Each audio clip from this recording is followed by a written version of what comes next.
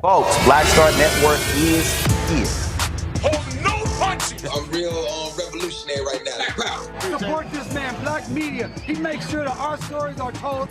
Thank you for being the voice of Black America, Roland. Stay black. I love y'all. All momentum we have now, we have to keep this going. The video looks phenomenal. See, this difference between Black Star Network and black-owned media and something like CNN. You can't be black-owned media and be scared. It's time to be smart. Bring your eyeballs home. You dig?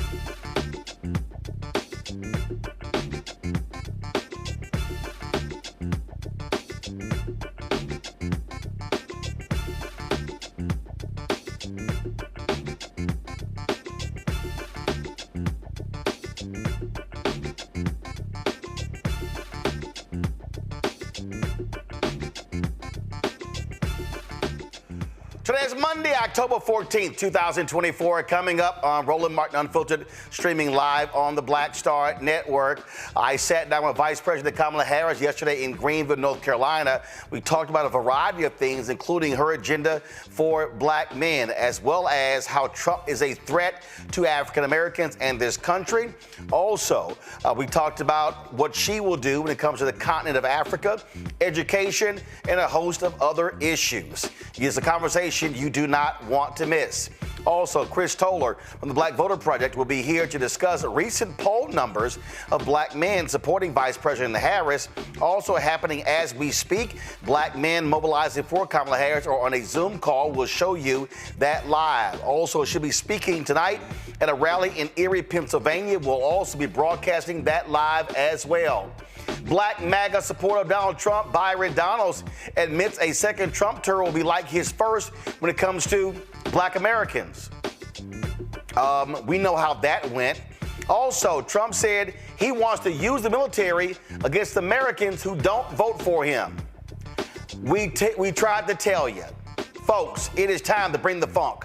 I'm Roland Martin Unfiltered on the Black Star Network. Let's go. He's got it. Whatever the miss, he's on it. Whatever it is, he's got the scoop, the fact, the find. And when it breaks, he's right on time and it's rolling. Best believe he's knowing. Putting it down from sports to news to politics. With entertainment just for kicks, he's rolling. It's on go, roll, y'all. It's Roland Martin, rolling with Roland now. He's funky, he's fresh, he's real, the best, you know he's Roland Martin now.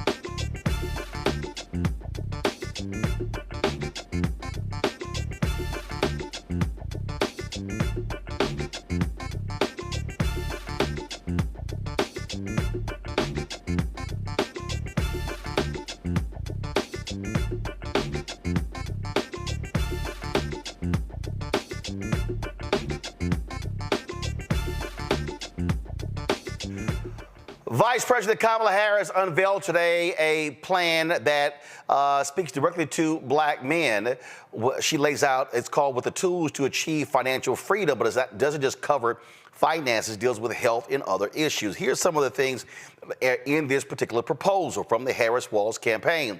Provide $1 million fully forgivable loans to black entrepreneurs to start a business. Excuse me. Champion education, training, and mentorship programs.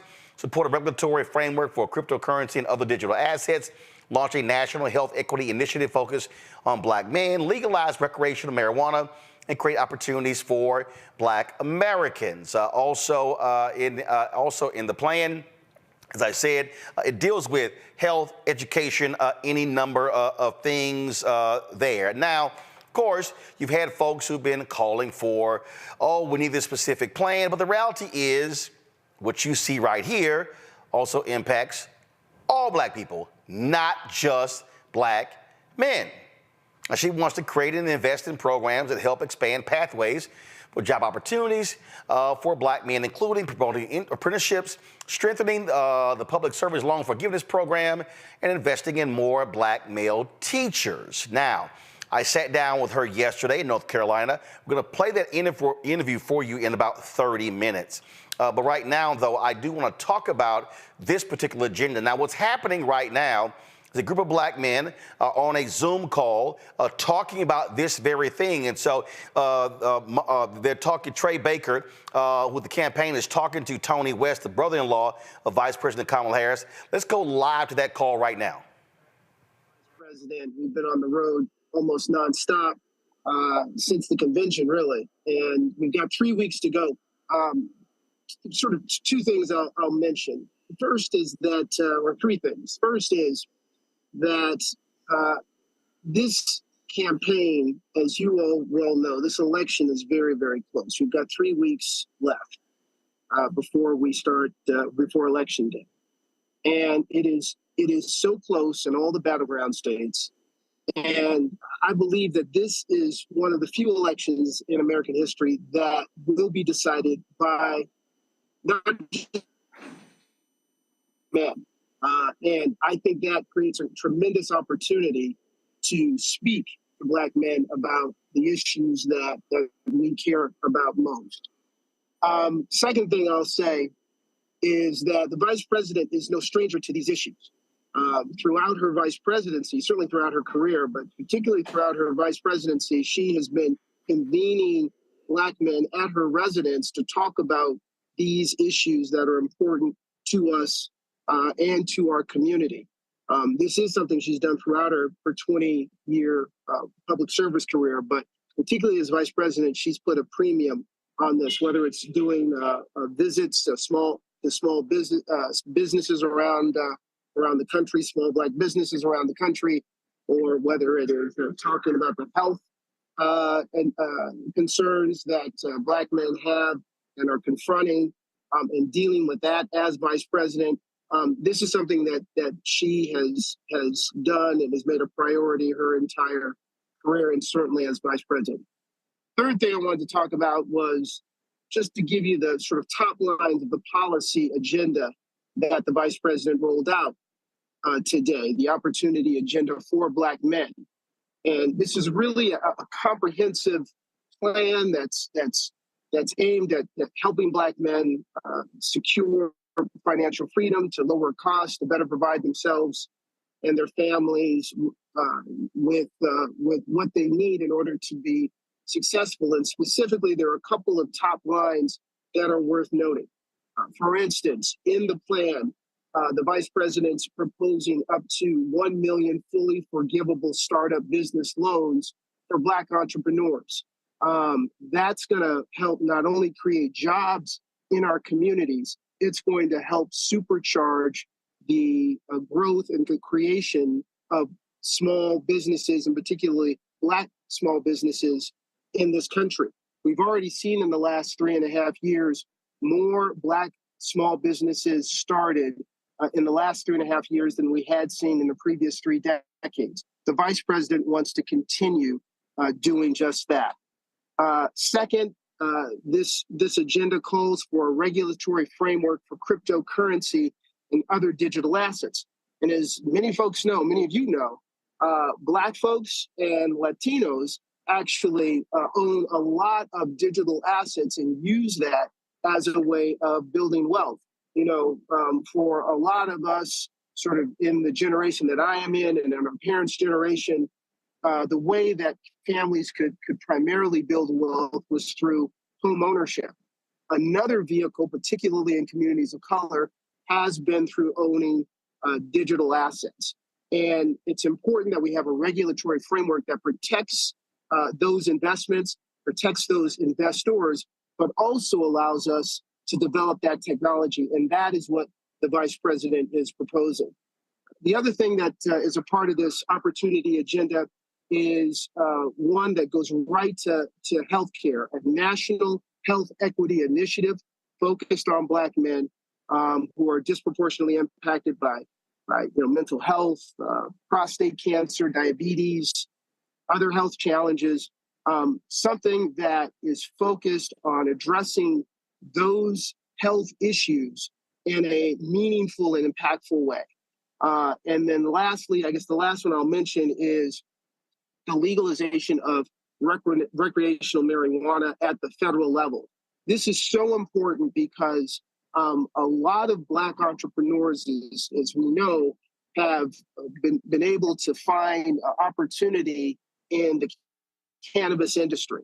But they've been impeded and hamstrung by the fact that at the federal level, notwithstanding the fact that over 30 states have legalized cannabis, at the federal level, we still see cannabis treated as a scheduled drug that makes it very difficult for Black entrepreneurs to get the funding and the capital that they need, the bank loans that they need, because banks and other financial institutions that are federally regulated are very reluctant to fund those ventures. And so by changing that at the federal level, this will create opportunities, particularly it'll create opportunities across the board, but particularly for Black entrepreneurs to succeed in this new industry.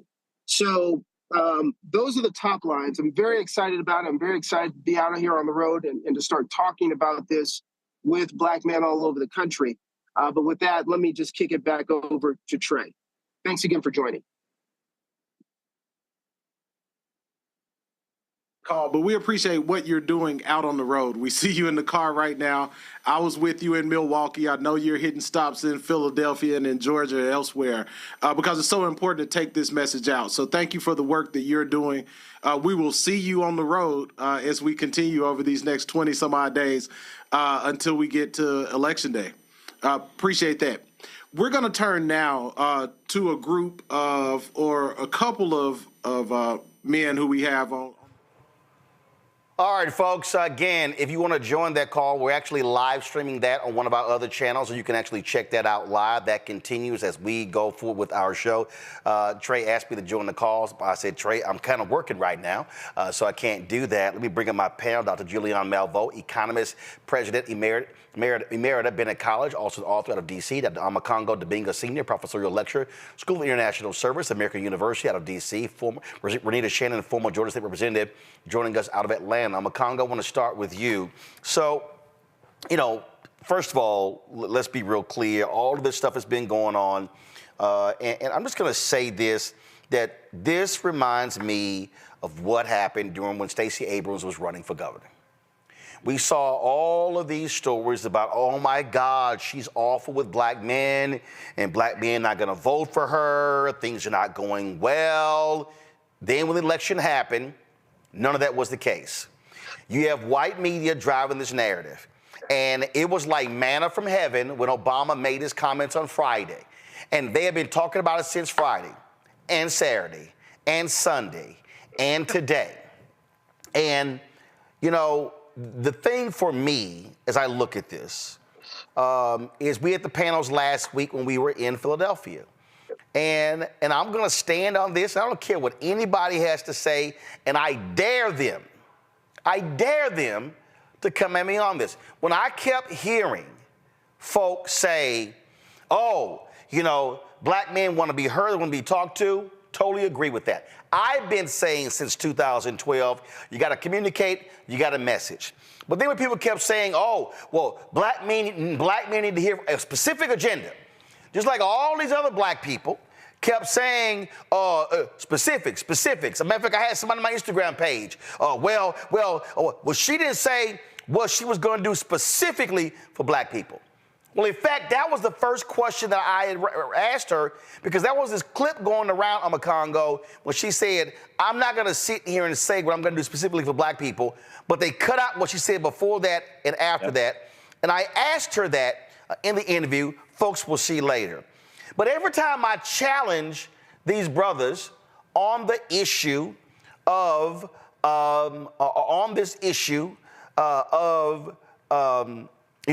what specifically, they can't seem to answer. Yep. And then when they bring it up, I then go, this happened. and I lay all these things out. And then when they do that, I then talk about how those very same things have a direct impact on black women.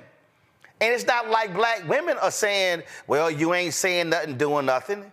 And so that's what bothers me. And so I appreciate what the vice president put out today, but to act as if Biden-Harris hasn't done anything that has an impact on black people is simply nonsensical. 100%. Look, if you don't know what Vice President Harris's plans are now, you either don't know how to read or you simply just don't care to know. Because it's all been out there. It's been all on. You've talked about it even before she was, running for president. Look, the fact of the matter is, and then we can flip it, Roland. Donald Trump's been running for out there for 8-9 years now. What's his plan? What's his plan for black people? What, the Cadillac plan? Is that what's going on with Trump? So what is it that we know about him? Vice President Harris has been direct. She's been authentic. She has talked about this, again, before she was running for president. And on top of that, you have people like yourself, organizations like the Black Economic Alliance, who've also talked about her agenda for black people. And then the flip side, which what you started with, people are, especially in these white media outlets, are setting it up to blame her potentially losing the election on black men specifically and black people as a whole, which makes no sense because, as we always talked about, black men are number 2 behind black women. And no other group, no other presidential candidate has numbers that represent for them as high as black women followed by black men. Trump may get 60%, white women, 50-some% white men or something like that. No one's getting 80+% from any group. So that's something that should be commended. And I do believe that both black men and women are going to turn out in over 90% for Harris. And look, you got this call that you just went into right now, everything that you've been doing, these celebrities, everybody from Steph Curry, other personalities like D.L. Hughley. I mean, even people talk about Charlemagne being the contrary. And he was like, look, I voted for Biden because of Harris back in 2020. So this is a false narrative. If they did as many stories on white women who constantly let the Democratic Party down, if they did as many stories on them as they do on black men and how they may let Harris down, then we get some real issues right now getting talked about, because I'm not concerned about us. People who are black men who are not going to vote for Harris, they were not going to vote for her anyway, and there's nothing we can do to get them. I do believe there are some people who need to know, but at this point, 20-something days going into the election, the onus is on those folks who say they don't know to get out there and find out. Like Google Kamala Harris black men and everything you'll know, type in Black Star Network or Roland Martin so you can go to a real source, and everything you'll need to know is right there. Watch this interview tonight. Share this interview. And outside of that, if you didn't vote for her because you say you don't know her policies, you chose to remain ignorant, and that's on you. See, here's the thing right here, Renita. They laid out, again, this Vice President Harris will deliver for black men. And so it lays out a variety of things in here. First and foremost, look, I was there in Detroit. I was there in Atlanta. She went to Atlanta multiple times. She went to Charlotte, actually talking about this economic opportunity tour. And so then you go through here. So you heard the things that we already talked about, launching a national health equity initiative focused on black men that addresses sickle cell disease, diabetes, mental health, prostate cancer, and other health challenges that disproportionately affect them.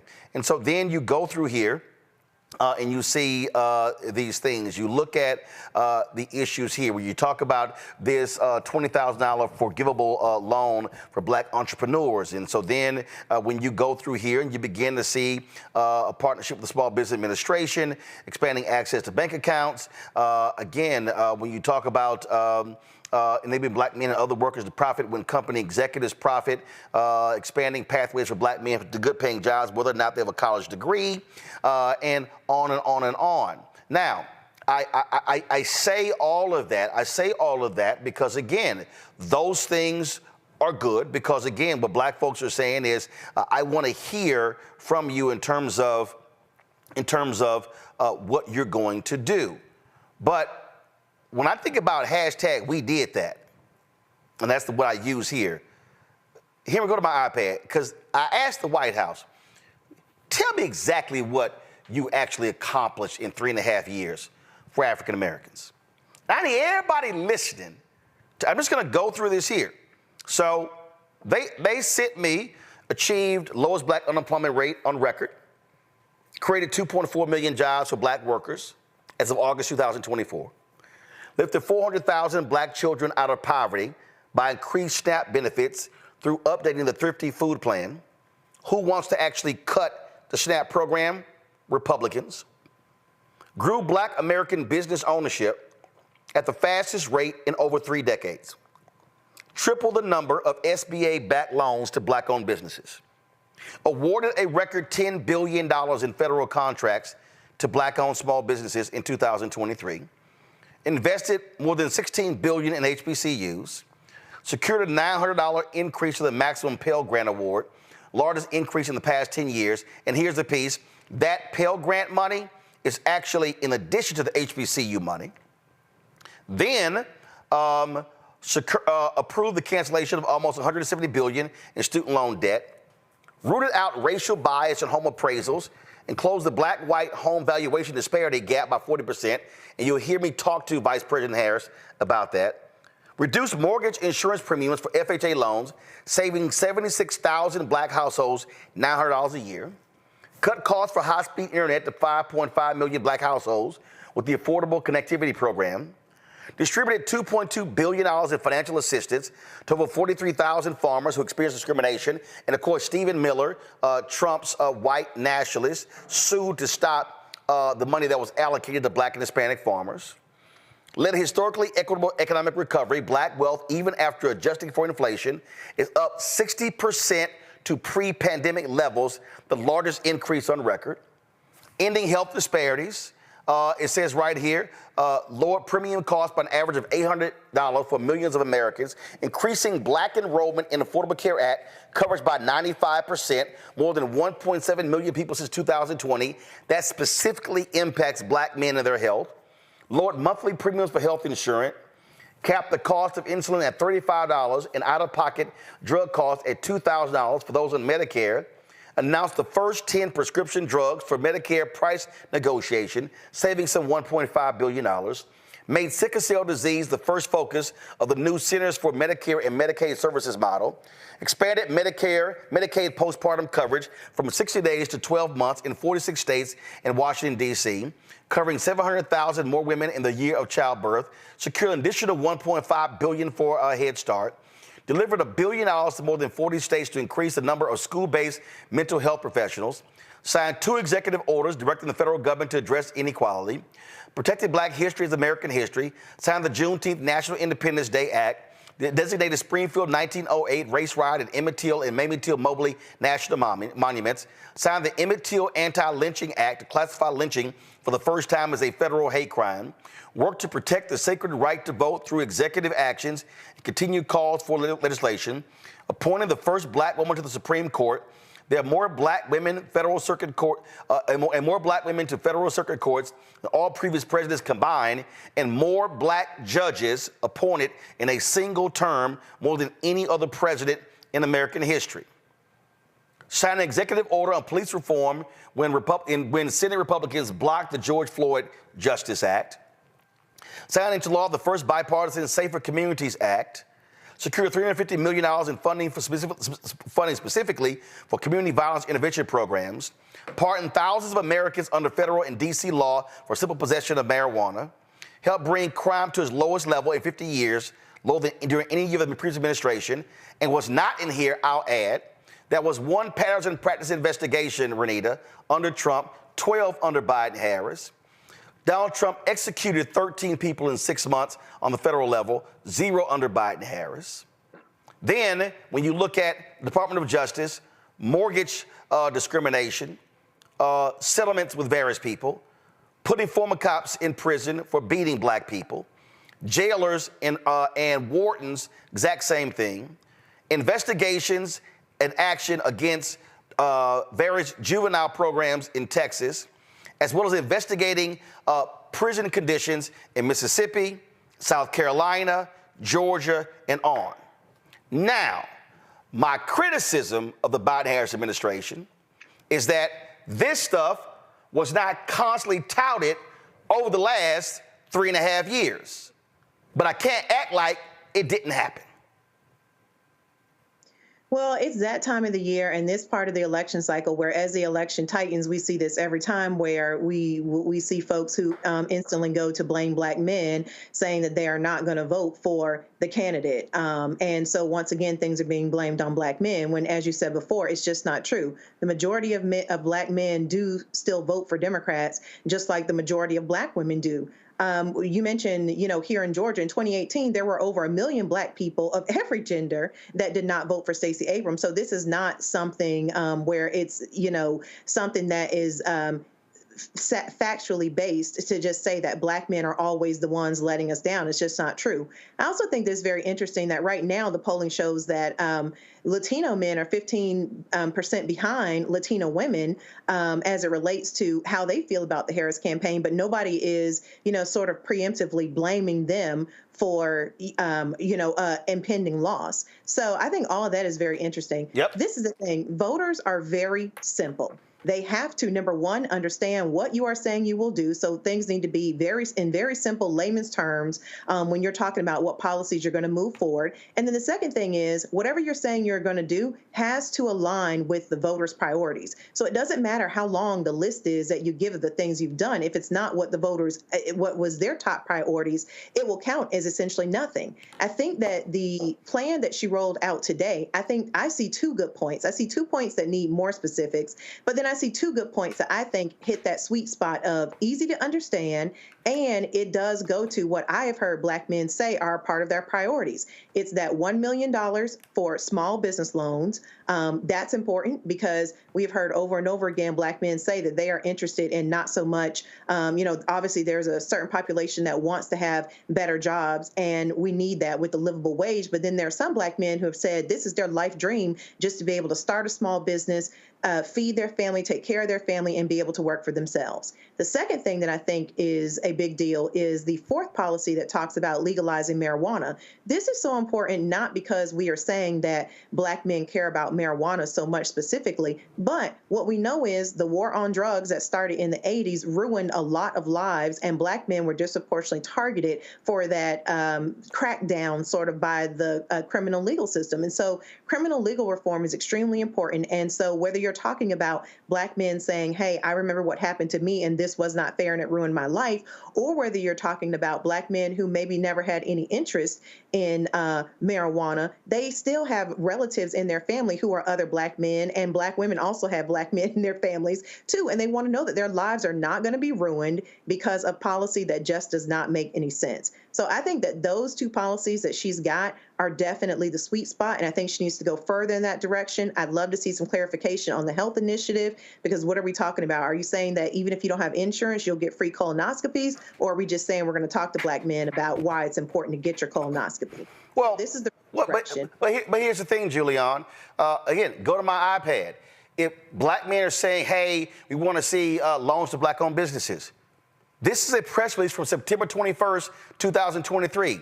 SBA data shows major increases in loans to black-owned businesses under Biden-Harris. That's actually been happening. It's been happening. So, again, if anybody out there who's like, oh, she's saying black-owned businesses are going to get loans, they have been getting loans. They've tripled. Go right ahead. No, you're absolutely right, Roland. I think that the biggest flaw in the Biden-Harris administration has been their failure to trumpet their victories. And so now we're getting this, and it's not like we're just getting it. We know about what they've done. Some of us know, but as Oma Congo says, if you don't know, it's because you don't want to know. I mean, I'm sick of people saying, give me more specifics. She's giving you as many as she can. She can't tell you exactly what's going to happen because she doesn't know what the Senate is going to look like, what the House is going to look like, but she's showing her intent. And so I think there are a lot of people who are shilly-shallying, and among those shilly-shallying are the mainstream media. I keep seeing in the background in my office most of the day. I do switch to Black Star Network every now and then, but in any case, I think today that every show has had something about black men, something negative, black men not voting for Harris. And it's a way, first of all, driving a wedge through the black community, which, white folks love, driving a wedge in the black community so that black women and black men get to be at each other's throat about this. That's number one. But number two, as Renita says, it demonizes black men. So if the unfortunate occurrence is that Kamala Harris loses, which we pray does not happen, I can hear the pundits already. She lost because of black men. Let's be clear about what proportion of the population black men are. Let's be clear about what black men, could do, could not do. And let's not allow this to draw a wedge in our community, because that's what they like more than anything else. Now, the third thing I will say is that there are these, what is it, black men for Trump? I was online looking at that earlier today, and you want to know who are these black men and why. Now, I'm not throwing shade at anybody, but one of the people is Kwame Kilpatrick. Loved the brother when he was mayor of Detroit. Trump pardoned him. So is this a quid pro quo or what? His politics were never aligned with the Trump, but now he's in this group of, I think they listed 5 or 6 black men. I didn't know any of the other ones. Not that I have to. I probably wouldn't want to. But just look at who these black men are and where they're coming from. And then finally, I don't know what's going to happen in the interview with Charlemagne the God. I've never listened to his show. I guess I have to catch up on my cultural awareness. But they've already demonized him, say he's going to be hostile to her. Now, how do they know? So again, it's really trying to throw black men under the bus. And it's objectionable. White folks say they don't want to play racial politics, but they play racial politics all the time. And this is certainly one time when they're lifting up black men in a negative way that they're playing racial politics.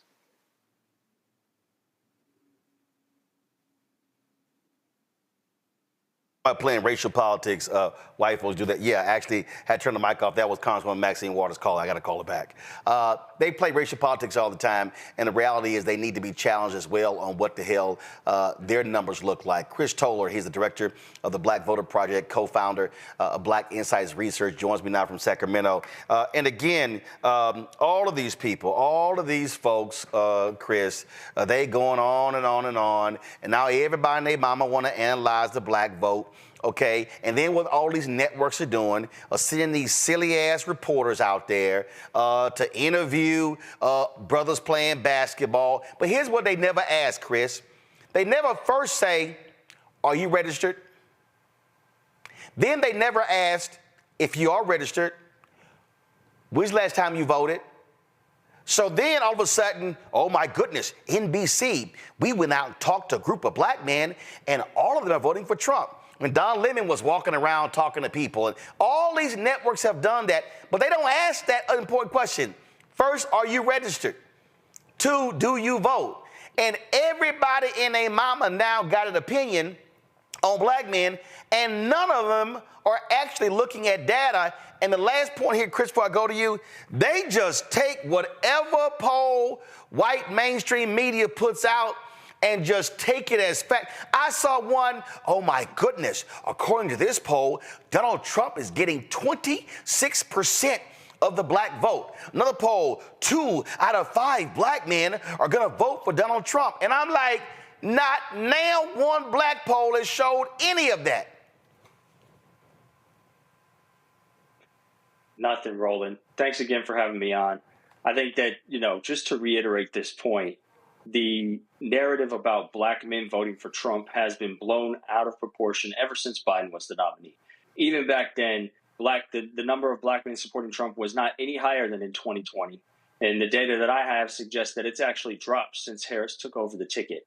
And so we're seeing less black men saying that they're going to vote for Trump now than we did when Biden was the nominee. And so that number has been steadily decreasing.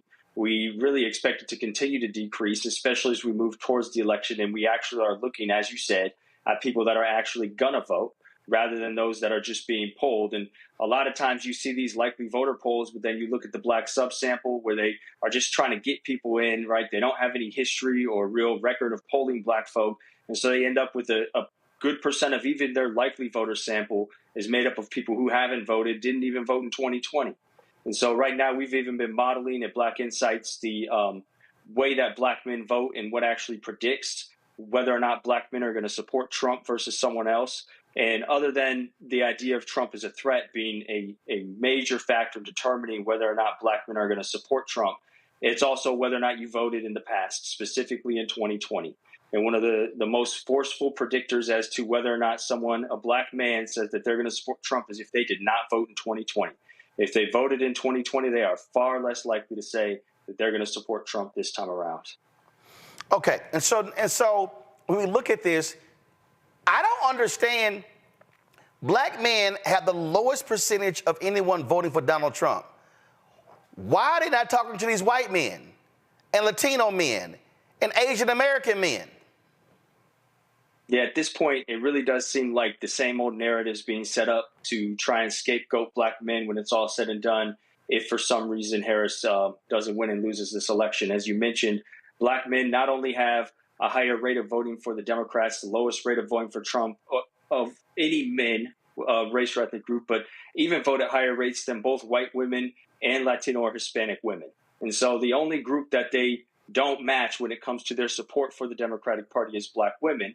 And there is a conversation to be had there, one that probably should be internal within the black community as to why black men and black women, why there is still a gender gap there. But to say that black men are supporting Trump or are not supporting the Democrats at any significant rate is ridiculous when looking at the complete picture, right, in the full story of the electorate. And not only that, the last election, 70% of the electorate was white. So now I'm just trying to figure out, how is the whole election on black people? Last I checked, I think it's more white people in Michigan, Wisconsin, Pennsylvania. Last I checked. Or is that just me?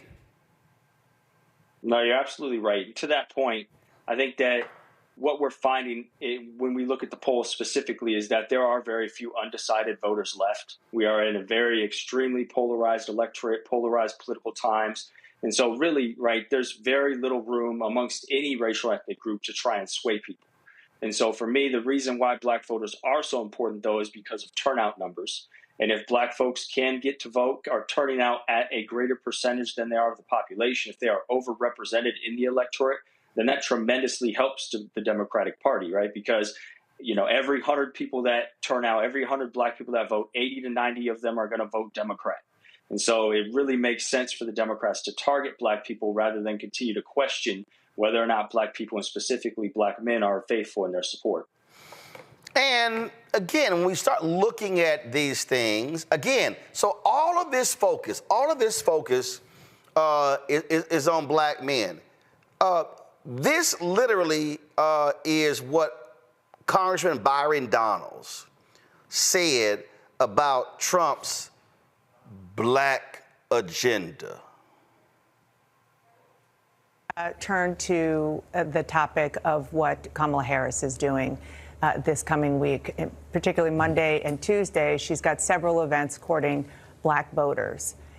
I know that you are talking about the black vote coming out, particularly black men, for Donald Trump. You're trying to help him along with that. To that point, can you talk specifically about what Donald Trump would do policy-wise in a second term to help black Americans? Sure, and thank you for that question. What Donald Trump is going to do is going to be actually quite similar to what he did in his first term. When you lower tax rates, when you cut these reckless and crazy policies that are now in the Kamala Harris administration, and you cut those regulations down, what it does is it frees up the ability for businesses to thrive, for people to be able to earn more money, for them to be able to keep more money in their pockets. There's no what. Chris, go ahead. There's no specificity there whatsoever, right? When asked what specific plans Trump has in mind, there's nothing, because there's no plans, right? We already see Trump offering to put architects of Project 2025 in his cabinet if he were to take office, and we already know Project 2025 is working to dismantle the black community rather than build it up, right? The policies that are important to the black community, things like building black business, you know, the Trump economy, crushed black business. And that the only talking point they have is that black employment was historically low, which is completely false, right? We know that black employment was black unemployment was far lower under the Biden administration. Other issues that matter to the black community, policing, right? We already know Project 2025, the MAGA wants to give police federal immunity, right? Expand immunity for police forces. Other issues important to the black community, you want to go as far as talk about reparations. We've recently heard Trump himself and a number of Republican surrogates say that reparations are not something that they support, right? They don't support taxpayer or federal funded reparations for descendants of slavery. So it's very clear that there is no agenda there from Trump whatsoever for the black community. Anything you hear otherwise is really absolute pandering and lies. So if you're a brother or a sister out there and you don't want Trump to be talking about, you don't want to see police acting a fool in our communities, and then they say, well, Trump, he didn't write Project 2025. Okay, this came out of his own mouth. The liberal left won't let him do it. The liberal left wants to destroy him, and they want to destroy our country. You know, if you had one day, like one real rough, nasty day with the drugstores as an example, but they have to be taught. Now, if you had one really violent day, like a guy like Mike Kelly, put him in charge, Congressman Kelly, put him in charge for one day. Mike, would you say, he's right here, it's a chain of events that's so bad. One rough hour, and I mean real rough, the word will get out and it will end immediately. End immediately. You know, it'll end immediately. Crooked Joe Biden do it because the liberal... What he's saying, Chris, let's unleash the cops on all these neighborhoods, we'll be good. Well, where's he talking about as well, right? We've heard him say many other times the places that he feels need to be targeted, the places where crime is out of control. He's talking about some of the blackest cities in the country. He talks about Detroit. He talks about D.C., Atlanta, Baltimore, as these places where they need extra enforcement, where people need to be put back in their place. So it's no coincidence that, these things, he's not saying these things in a vacuum. You have to be able to connect all the dots here, is when he's talking about unleashing police, unleashing force on people. And then the next day he's talking about how some of these cities, the blackest cities in America, are out of control. It's all related, right? This is all part of his philosophy and the politics that he sees for the world and for America going forward. And I'm sure somebody is saying, well, I didn't really hear him say that he's going to give cops immunity. Here it is. Come on, guys. I'm giving federal immunity to police officers. Let me roll it back. That we're going to give immunity to police so they can do their job. I'm giving federal immunity to police officers so they can do their job. Right there. Yeah, we're going to give immunity to police right there. so they can... Give federal immunity to police so they can do their jobs. Let me remind everybody, when he was there, Jeff Sessions, we're going to pull back on consent decrees because it's hurting morale of cops. He's saying, I'm going to let these folks do whatever the hell they want to do in neighborhoods nationwide. Well, and furthermore, Roland, he's also saying that he wants to dismantle educational systems, first starting with Black history, starting with education about slavery, moving as far as dismantling the Department of Education altogether so that this misinformation campaign of the right wing, the far right messages about Black people can be the dominant message that people hear, and that we won't even have an opportunity to learn about what police have been doing or are doing to people in our communities, right? We won't be able to talk about George Floyd or Trayvon Martin in the classroom. We won't be able to talk about the 1619 Project. We won't have the opportunity to have these conversations according to the Project 2025 and the far right agenda. Last question. I know you got an interview to do for another network, and that is this here. Do you believe over the next 23 days, we're going to see Vice President Kamala Harris build her lead among African Americans? And do you think, based upon what you're seeing, that it's going to get to 88, 90%? Yeah, I think the lead was going to build regardless. I think as the election got closer, Black support was, and we've seen this in the polls, coalescing around Harris and moving away from Trump. I think a lot of the early polls, they were bad polls to start with, but they were also capturing a lot of unlikely voters in those samples, people who weren't sure yet because it was really early in the game. So I think that was going to happen regardless. I think what her messaging, if she continues to focus in on the Black community and message directly to the Black community as she's been doing, we could see turnout skyrocket as well. And so I think we will see the 88-90 support from the Black community for Harris, but I'm hoping we also see the 65-66% turnout levels that we saw under Obama, right? And that's really what we need to have a dominant victory so that we don't have to worry about any of these legal challenges, challenging vote certifications or vote counts anywhere in the state, in the country, already understanding that the states with high Black voter populations are going to be the target there. And so really, I'm really happy about everything that's been going on, the developments in the last 72 hours, her coming on your show and really doing a really in-depth, clear interview with you about issues to the Black community, and I hope she keeps it up. All right, Chris Towler, we certainly appreciate it. Thanks a lot. Thank you. All right, folks, going to go to a quick break. We come back on Roland Martin Unfiltered. We'll have for you my interview with Vice President Kamala Harris. We'll play that we'll play that. We'll also talk with our panel about that as well. Also, don't forget, Donald Trump, he wants to unleash the military against his critics. He actually said it. You're watching Roland Martin Unfiltered on the Black Star Network. He told us who he was. Should abortion be punished? There has to be some form of punishment. Then he showed us. For 54 years, they were trying to get Roe v. Wade terminated, and I did it, and I'm proud to have done it. Now Donald Trump wants to go further with plans to restrict birth control, ban abortion nationwide, even monitor women's pregnancies. We know who Donald Trump is. He'll take control. We'll pay the price. I'm Kamala Harris, and I approve this message. In 2016, Donald Trump said he would choose only the best people to work in his White House. Now those people have a warning for America. Trump is not fit to be president again. Here's his vice president. Anyone who puts himself over the Constitution should never be president of the United States. It should come as no surprise that I will not be endorsing Donald Trump this year. His defense secretary. Do you think Trump can be trusted with the nation's secrets ever again? No. I mean, it's just irresponsible action that places our service members at risk, places our nation's security at risk. His national security advisor. Donald Trump will cause a lot of damage.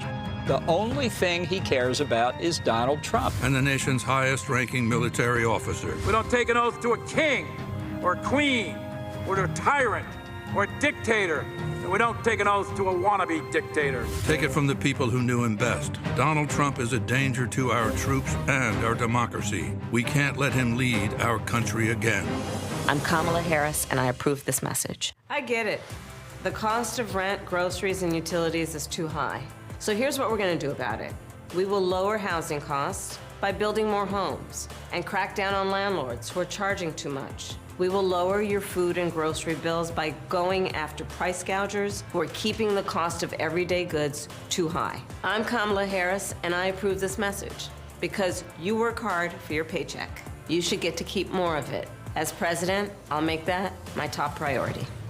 Hey, what's up, y'all? I'm Devon Frank. I'm Dr. Robin B., pharmacist and fitness coach, and you're watching Roland Martin Unfiltered.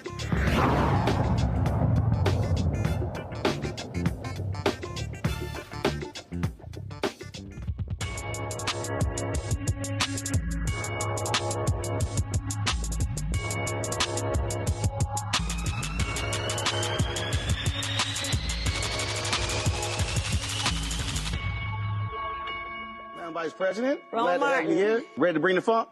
I'm trying. I'm trying. Let's get right to it. Okay. Right before I walked out there, someone posted a clip, and usually the clip, I'm not going to sit here and say I'm going to do anything specifically for African Americans. But folk don't talk about what you said right before when you said that public policy that benefits black folks, it benefits everybody else. Right. Even when we look at historically, Civil Rights Act, Voting Rights Act, it actually didn't just impact the African Americans, it impacted everyone else. But talk about that, because so many people have only clipped that one part without understanding the public policy implications. That's too bad.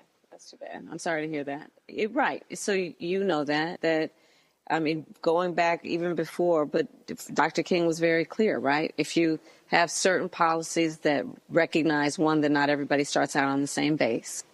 If you have public policy, and I'm talking about economic public policy specifically at this point, but if you have public policy that recognizes historical barriers and what we need to do then to overcome, first speak truth about them and then overcome them, that in the process of doing that, not only are you directly dealing with the injustices and the legal and procedural barriers that have been focused on black folks, But by eliminating those barriers, everyone actually benefits, right?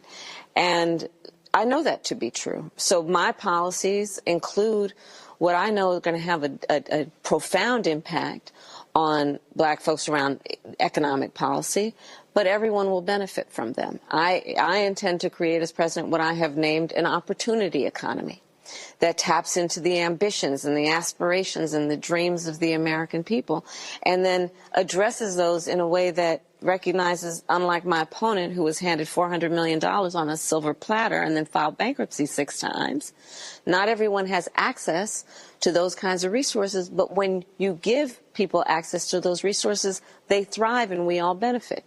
Opportunity economy. That's why I say I'm going to make sure that we give first-time home buyers a $25,000 down payment assistance.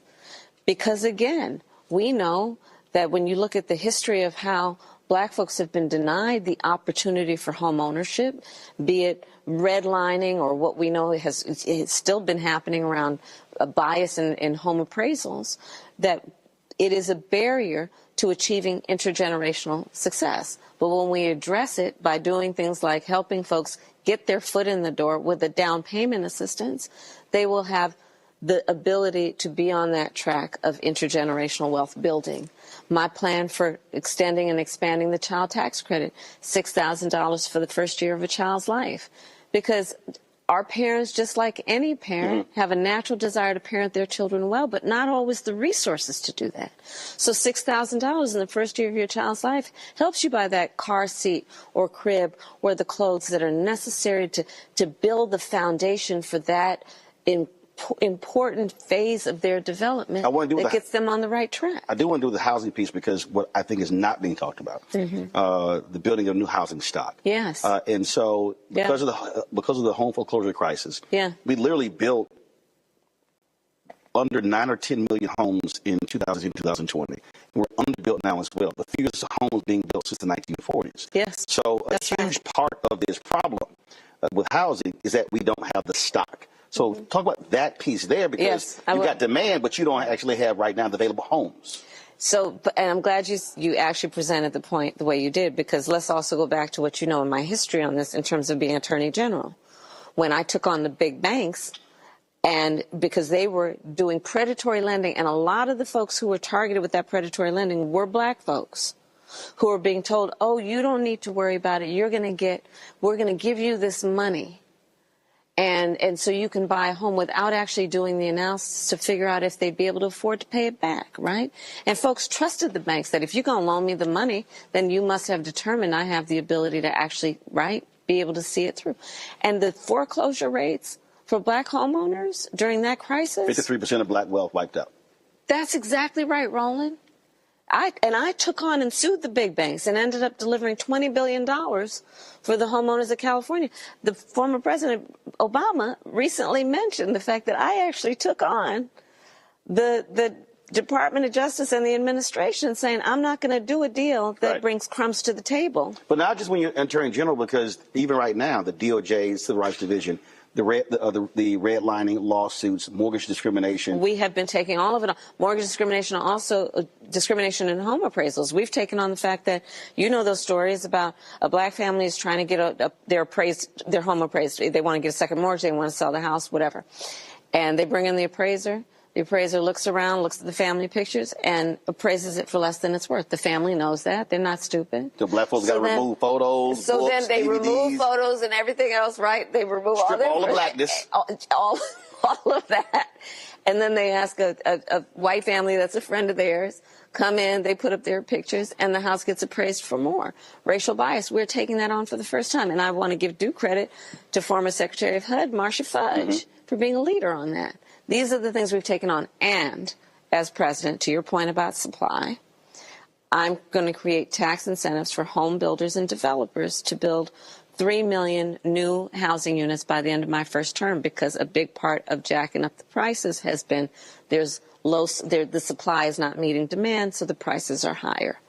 And when you couple that with $25,000 down payment assistance, we have the ability to give people the opportunity to achieve what generations before called the American dream. but which has been out of reach for too many people.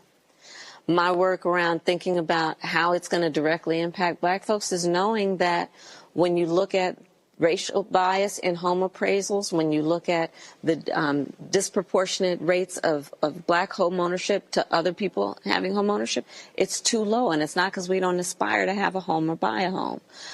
My work is about looking at small businesses, knowing they're the backbone of our economy in the neighborhood, in communities, and giving folks an extension of a tax deduction. So it's not just $5,000 for a startup small business, but $50,000, because nobody can start up a small business on $5,000. I'm glad you mentioned small business. I was talking to a black restaurant owner in Houston, and we were talking about the corporate tax rate. Yeah. And one of the things that he said was, he said, listen, I'm looking at her proposal. I'm looking at what was the place beforehand. He said, because when it got cut, it puts $500,000 in my pocket. Yeah. When I was in Georgia, Senator Warnock's campaign in 2022, a black woman said, hey, she said, I get reproductive rights. She said, but I'm not having any kids, but I do care about taxes. Yeah. And so that's one of the things that I'm hearing from a number of African-American business owners who are saying, okay, what will Vice President do if she's president deal with corporate tax rate? And so you talked about increasing it. Will that mean a certain cap? So let's say if you 50 million, 100 million revenue or less, will that go up? Or will that corporate tax rate apply to all businesses? So first of all, the corporate tax rate years ago was in the 30s. So I'm not doing that. But in terms of tax cuts for middle-class families, my agenda is all about tax cuts for middle-class families and no tax rate hike for anybody making less than $400,000 a year. But my approach is also about giving 100 million Americans a tax cut in terms of middle-class tax cuts. Donald Trump, on the other hand, first of all, like he did before, he will do again and has pretty much pledged that he will give a tax cut for billionaires and the biggest corporations. Donald Trump has indicated that basically what I call a Trump sales tax will be in place, which is a 20% tax on everyday goods and services, which economists have estimated will cost the average American family $4,000 more a year. Goldman Sachs. Including the small businesses. Of course, yeah. Including small businesses. Not to mention what he is doing. If you look at Project 2025, what they're proposing in terms of cutting off, for example, we see Hurricane Helene, what we have seen happen in terms of Milton, cutting off the SBA ability to give small businesses that have experienced an extreme weather event, a disaster, giving them additional resources. This man don't want to help small businesses. He cares about the kinds of people who run the businesses he runs, big developers, billionaires. He's not looking out for middle-class folks. You look at what he is proposing in terms of cutting, if you look at the cost that middle-class families bear, healthcare costs. We have capped the cost of insulin at $35 a month for seniors. Black folks are 60% more likely to be diagnosed with diabetes. Under Project 2025, they would undo that $35 cap. You look at what he is planning to do that is about getting rid of the Department of Education and Head Start programs. Who do you think that's going to affect? So there is, first of all, a danger in terms of understanding. There are two choices in this election, and understanding what Donald Trump intends for middle-class families. Two, look at it in the context of how he actually thinks and talks about black folks in America. And you and I have talked about this before. He is not looking out for folks when he was a landlord and would not rent to black families, sued for it. When he took out a full-page ad in the New York Times against those 5 teenagers, black and Latino, who were innocent, saying they should be executed, the Central Park 5. When you look at the first black president of the United States, and he had birther lines, and now you look at black immigrants, legal immigrants in Springfield, Ohio, and he gets on a debate stage and says they're eating their pets? Come on. This man is dangerous. Not to mention Roland. Let's fast forward to right now. His staff won't let him do a 60 Minutes interview. Every president for the last half century has done one, anyone who's running for president. Everyone has done it, except Donald Trump. He will not debate me again. I put out my medical records. He won't put out his medical records. And you have to ask, why is his staff doing that? And it may be because they think he's just not ready and unfit and unstable and should not have that level of transparency for the American people. There's a real choice in this election. You mentioned the Department of Education. I was on a call a couple weeks ago, Jeffrey Canada, Steve Perry, Jalen Rose, and others who are supporters of school choice, parental choice. Yeah. And what they've complained about is that you haven't heard a lot about education in the last several months. And they were talking about these educational outcomes of African Americans post-COVID. Yeah. And they said the numbers are depressing. Yeah, it's bad. In terms of your focus with education, one, do you support public charters? Do you support, how do we deal with those numbers? Because at the end of the day, if our kids are staying behind, that's just going to make it even more difficult for them when it comes to getting jobs. That education plan for America, if you're president. Yeah, so I have supported public charters, but here's the thing that we have to just focus on in this election. First of all, Donald Trump would get rid of the Department of Education, which means that as a vehicle for funding a lot of what we need to do around public education for our children, it would be get rid of Head Start. And we know how many of our children have benefited from that in the earliest stages of their development, which are the most critical to them being able to be successful as they go through the educational process. So there is a huge contrast between me and him. And frankly, I don't think he wants to talk about education, which is why it has not become an issue on the debate stage, because he doesn't have a plan, which takes me back to a fundamental point. He doesn't have a plan for much of anything that is about the people who are going to be watching this interview. I invite everyone, always and again, watch his rallies. He will talk full-time about himself. He will talk about his personal grievances, and he will not talk about you and any plan that he has for you or your children or your future. How does it make you feel when he trashes black cities? So in 2020, he talked about voting in Fulton County, Atlanta, Philadelphia, Detroit. There was a partial recount of Wisconsin, only in Milwaukee. The comments that he just made about Detroit basically being a living hell. Oakland, D.C., Chicago. Pretty damn ad. Come on. Pretty good damn ad y'all dropped out. I actually liked it. Jamel Hill and I talked about it. But again, he's singling out cities where there are significant African Americans, and that's who he's talking about, black people. Yes. There's this whole, I talked with somebody once who said, if you just look at where the stars are in the sky, don't look at them as just random things. If you just look at them as points, look at the constellation, what does it show you? So you just outlined it, Roland. What does it show you? That the cities that he picks on in terms of black population or black mayor are both. Come on. We're in North Carolina, and this has been a battleground over voting rights.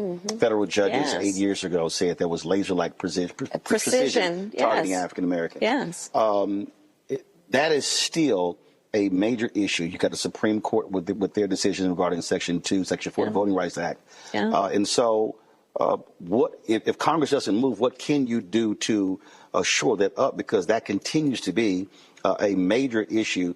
And with so many African Americans now moving from northern locations of Midwest back to the South, we're seeing these problems in Mississippi, Georgia, Alabama, Tennessee, Texas, and others. Well, to your point, you mentioned North Carolina, which has been well documented. You look at, even though I must say that North Carolina has a governor in Roy Cooper who has tried to do everything he can to ensure that voting rights are intact, but he does not have a veto-proof majority in the state house. Plus, Dems lost the Supreme Court as well. Well, and so, I think that we should all, whoever's in North Carolina watching this, Josh Stein running for governor, it's going to be very important. Pay attention to those state house races, because those, if they can change the balance in the state house, then they will be able to push through more protections for voting rights. But to your point, in Georgia, they passed a law preventing people from giving food and water to folks who are standing in line to vote, which is the height of hypocrisy. Because, you know, what happened to love thy neighbor, right? There is a full-on intent by some to attack hard-fought, hard-won freedoms and rights, including the right to vote. And part of it, if you track it, is if you look at the successes that we had, in particular in 2020, and in the height of a pandemic when people just said they were going to vote, they knew and they understood how important it was. Thereafter, you saw in state after state attempts by state legislatures to make it more difficult for people to vote. And here's what I would say to your listeners. Don't let anybody take you out the game. There is an intent to make it more difficult. There is an intent to suggest to a lot of folks that their vote won't matter, with the intention that people will not vote, which is an attempt to silence folks. And what we know is the greatest progress we have achieved is when we jump over those obstacles that have been purposely laid to do what we know is about progress. And this election is going to be no different. They've already started with the misinformation and the lies. We know that there is foreign interference, and I have to say to everybody listening to this, don't let them take your voice. Because I was part of the Senate Intelligence Committee when we investigated Russia's interference in the 2016 election. Black folks were targeted with misinformation because there was an assumption that you're already targeting a group of people who already have learned, based on a lived experience, that things aren't necessarily designed to work for them, and manipulate that in a way that suggests to people that their vote won't matter. Because if you do that, they won't vote. That was the intention. You said don't let them take you out of the game. What do you say to a young black woman, a young black man out there who is seriously considering the couch, who says my vote doesn't matter, who says that I have not seen policies that have changed my life, because that's there. That thought process is there. Folks 65 and older vote the highest, but as you keep going down, as you get that number just goes even lower and lower and lower. So what do you say to that young brother or sister who's watching? Yeah. Why they should vote, but why they should trust you to be the 47th president? So first of all, your vote does matter. It is because folks voted that we have capped the cost of insulin at $35 a month, that we are on the path to doing what I intend to do, which is saying that your medical debt cannot be on your credit score, putting $16 billion in HBCUs, having the lowest black unemployment in recent history. The work that we have done that has been about investing in black businesses, the work that we have done that has been about understanding the importance of having representation at every level, including a black woman on the United States Supreme Court for the first time. It's because people voted and demanded that. And the reality of how this system works is that we each have many ways that we are powerful. And one of those ways, very significantly, is through our vote. People sit down and they'll watch and say, okay, well, those folks aren't going to vote anyway. I don't need to listen to them. That's how this works. I don't feel that way. I'm going to go everywhere. That's why I'm in rural parts of North Carolina and Georgia and other places where people say, oh, your votes aren't there. But my people are there. People are there. That's how Obama won the state in 2008. Well, but 14,100 votes. The point is that I'm saying that not everyone, and not the system doesn't necessarily work that way. Mm-hmm. The hard reality of the system is that often the people whose policies get pushed through are the people who actually demand what they want through their vote. Squeaky wheel gets the most grease. Often. That is the way it works. And when people who are, and I'm not talking about myself, just anybody who's running for office, when they see young black people are voting, they're going to say, well, I better know they're going to vote anyway. I better know what they want. Mm-hmm. I better listen to them. What do they want? Because I see that they turn out in big numbers. Criminal justice. One of the things I keep hearing, Biden-Harris administration didn't get George Floyd Justice Act passed through. But what you have, though, is a very aggressive civil rights division that, and I've covered all the stories, the number of former police officers they've actually sent to prison, corrections officers, jailers. And I haven't heard it. Some of the highest numbers in recent history, and certainly compare those numbers to Trump administration, and you see a stark difference. Yeah, he had one pattern practice investigation and 12 under this DOJ. Exactly right. Will you continue having that aggressive of a DOJ civil rights division? Because the work that's being done, I mean, it doesn't get a lot of attention and it talked about a lot, but it is actually happening, the work that Kristen Clark and others are doing. They're doing extraordinary work, and that is the work that would continue in a Harris administration. Let me tell you something, and again, because, Roland, I have to keep stressing not only the importance of every point, but the contrast between me and Donald Trump. Under Donald Trump as president, those cases were not happening with any vigor or commitment. And not only that, he took resources out of the Civil Rights Division of the Department of Justice. We put resources into the Civil Rights Division of the Department of Justice so they could do the job they're supposed to do. And that absolutely would continue under me and my leadership. And it's about looking at what people have done or what they say. Again, you know the record of Donald Trump on these issues. You know the record of where he is on things like stop and frisk, right? And what the Project 2025 talks about. So there is a real contrast here on criminal justice, as there is on almost every issue that we have discussed. FBI director said white domestic terrorism was America's greatest threat. How do you get folks who are not black to understand that hate crimes are still real? These things are actually happening in the country, and they have to be dealt with and addressed. Mm-hmm. Because when you talk about that, folks go, oh, no, these things are not happening. But the reality is they are, and African Americans still are number one when it comes to hate crimes being reported against us. Well, I know that because I published the hate crimes report every year when I was Attorney General of California. And it is, to your point, about talking about it and making people clear that we have actually seen a spike in hate crimes across the board. And it does not help when you have somebody who is a former president and running to be president again, who is constantly fanning the flames of hate and division in our country. Constantly. You're often asked about Israel, Gaza, Ukraine. I never hear it come up conversations about Africa. You traveled there. Fastest growing, 6 of the top 10 fastest growing economies. Very young continent. Mm-hmm. A lot of folks complain about Chinese investment.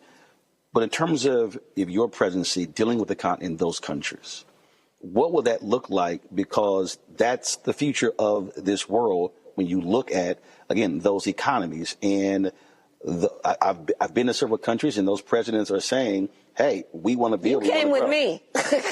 Come on now. Well, no, I didn't go that trip, but if you win, I'll go on the next one. Well, let me tell you. So this has been, you're preaching to the choir. Listen, I believe so strongly, and that is part of the work I've done as vice president, that we've got to change the narrative around the relationship between the United States and the continent of Africa. For a long time, it has been one that has been about aid as opposed to partnership. Or investment, right. Partnership, yep. Which includes U.S. investment. So the work I've done as vice president has been to begin to change that relationship, and including the delegation that I took to the continent, which was focused on, I brought billions of dollars and have worked on billions of dollars of U.S. investment in the continent and in countries on the continent of Africa, looking at what we need to do around, also I've been partnering with technology companies around digital inclusion, so ensuring that folks have access to fintech, to financial banking and sectors. But to your point, the median age on the continent is 19. By 2050, 1 in 4 people on Earth will be on the continent of Africa. That is so, so, so exciting. If we see it in terms of global policy, for the opportunity it presents to invest in partnership and to do the work that is about understanding the mutual benefit. So that is very much on my agenda as a priority. It has been as vice president, and it will continue to be. if I am and when I am elected president. And mentioning those countries, when we talk about immigration, it has been African Americans. It's been in some quarters extremely contentious, and I've said, wait a minute, there are people who are coming from African nations, who are coming from Haiti, who are coming from Bermuda, who are coming from different countries, and you have these battles happening in Chicago and New York. What do you say to African Americans specifically about immigration and how you're going to deal with that? Because there was a reason folks are being sent to various cities to create the tension. But it's talked about. It's there. It is a real concern. So what do you say to African Americans specifically who say, shut it all down, folks can't come in, close the border, who sound in many ways like MAGA folks? So first of all, I have prosecuted transnational criminal organizations for the trafficking of guns, drugs, and human beings. I have had a career, including now, of prioritizing that we must have a secure border. And in fact, on the issue of immigration, let's be clear, some of the most conservative members of the United States Congress, together with others, had a bill to secure the border even more, and Donald Trump got wind of it, and because he thought it would hurt his political chances in this election, told them not to put it up for a vote. He killed the bill that would have put 1,500 more border agents at the border, which is why the border agent union supported it. That bill would have stemmed the flow of fentanyl, which is affecting people of every race and background and geographic location in our country. That bill would have given more resources to prosecute transnational criminal organizations. Donald Trump told him, cancel that bill because he wants to run on a problem instead of fix a problem. I'm about fixing problems. And that includes, when I am elected president, bringing back up that border security bill, and I will sign it into law. We also must have an immigration system that is humane and orderly. We have to increase the number of asylum judges. We need to make sure that people who are fleeing harm, that we give them a chance to explain their situation in a meaningful way, because America also is a place that we have said we will receive people who are fleeing persecution. They got to make their case. And then they got to be on a path where they earn the right to be here and become citizens, which means we need to have a comprehensive immigration policy that includes requiring people to earn and work hard to earn their citizenship. The last question is this: your folks are dancing back here, so I see them all in my periphery, so y'all can relax, Cedric. Congressman. Well, you know, he's a Saints fan too. We won't talk about that. Why do you want this? Why do you want to be president? There's somebody who's saying, why should I trust her with the power of being commander-in-chief? I love our country, Roland. I believe in the American people. And I know we are a people who have the character, that have ambition, that have aspirations, dreams. And I intend to be a president who meets people with opportunities for them to not just get by, but get ahead.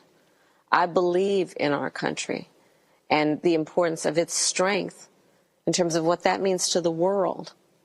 As Vice President of the United States, I have met over 150 world leaders, presidents, prime ministers, chancellors, and kings. I know the importance of America retaining respect as a power around the globe. And that's why I am putting in the hard work of working to earn every person's vote so we can actually turn the page on what has been otherwise years of an attempt to divide us as a nation, to have Americans point their fingers at each other, years of belittling people and promoting fear. People are exhausted with that. They're ready to turn the page. They're ready for a new generation of leadership. that's about charting a new way forward. And that's what I intend to do with a sense of optimism and being clear-eyed about the challenges that folks face and the opportunities that we have to address those challenges in a way that strengthens our nation. So we certainly appreciate it. And let me wish you a happy early birthday. Thank you. I'm not going to say the age because I'm not trying to have all these sisters get an attitude. Tell me, I can't believe you did that. But, you know. Yeah, I would, for your well-being, I would advise you not to do that. But it'll be published anyway. So we appreciate it. Thanks a lot. I appreciate you. Thank you.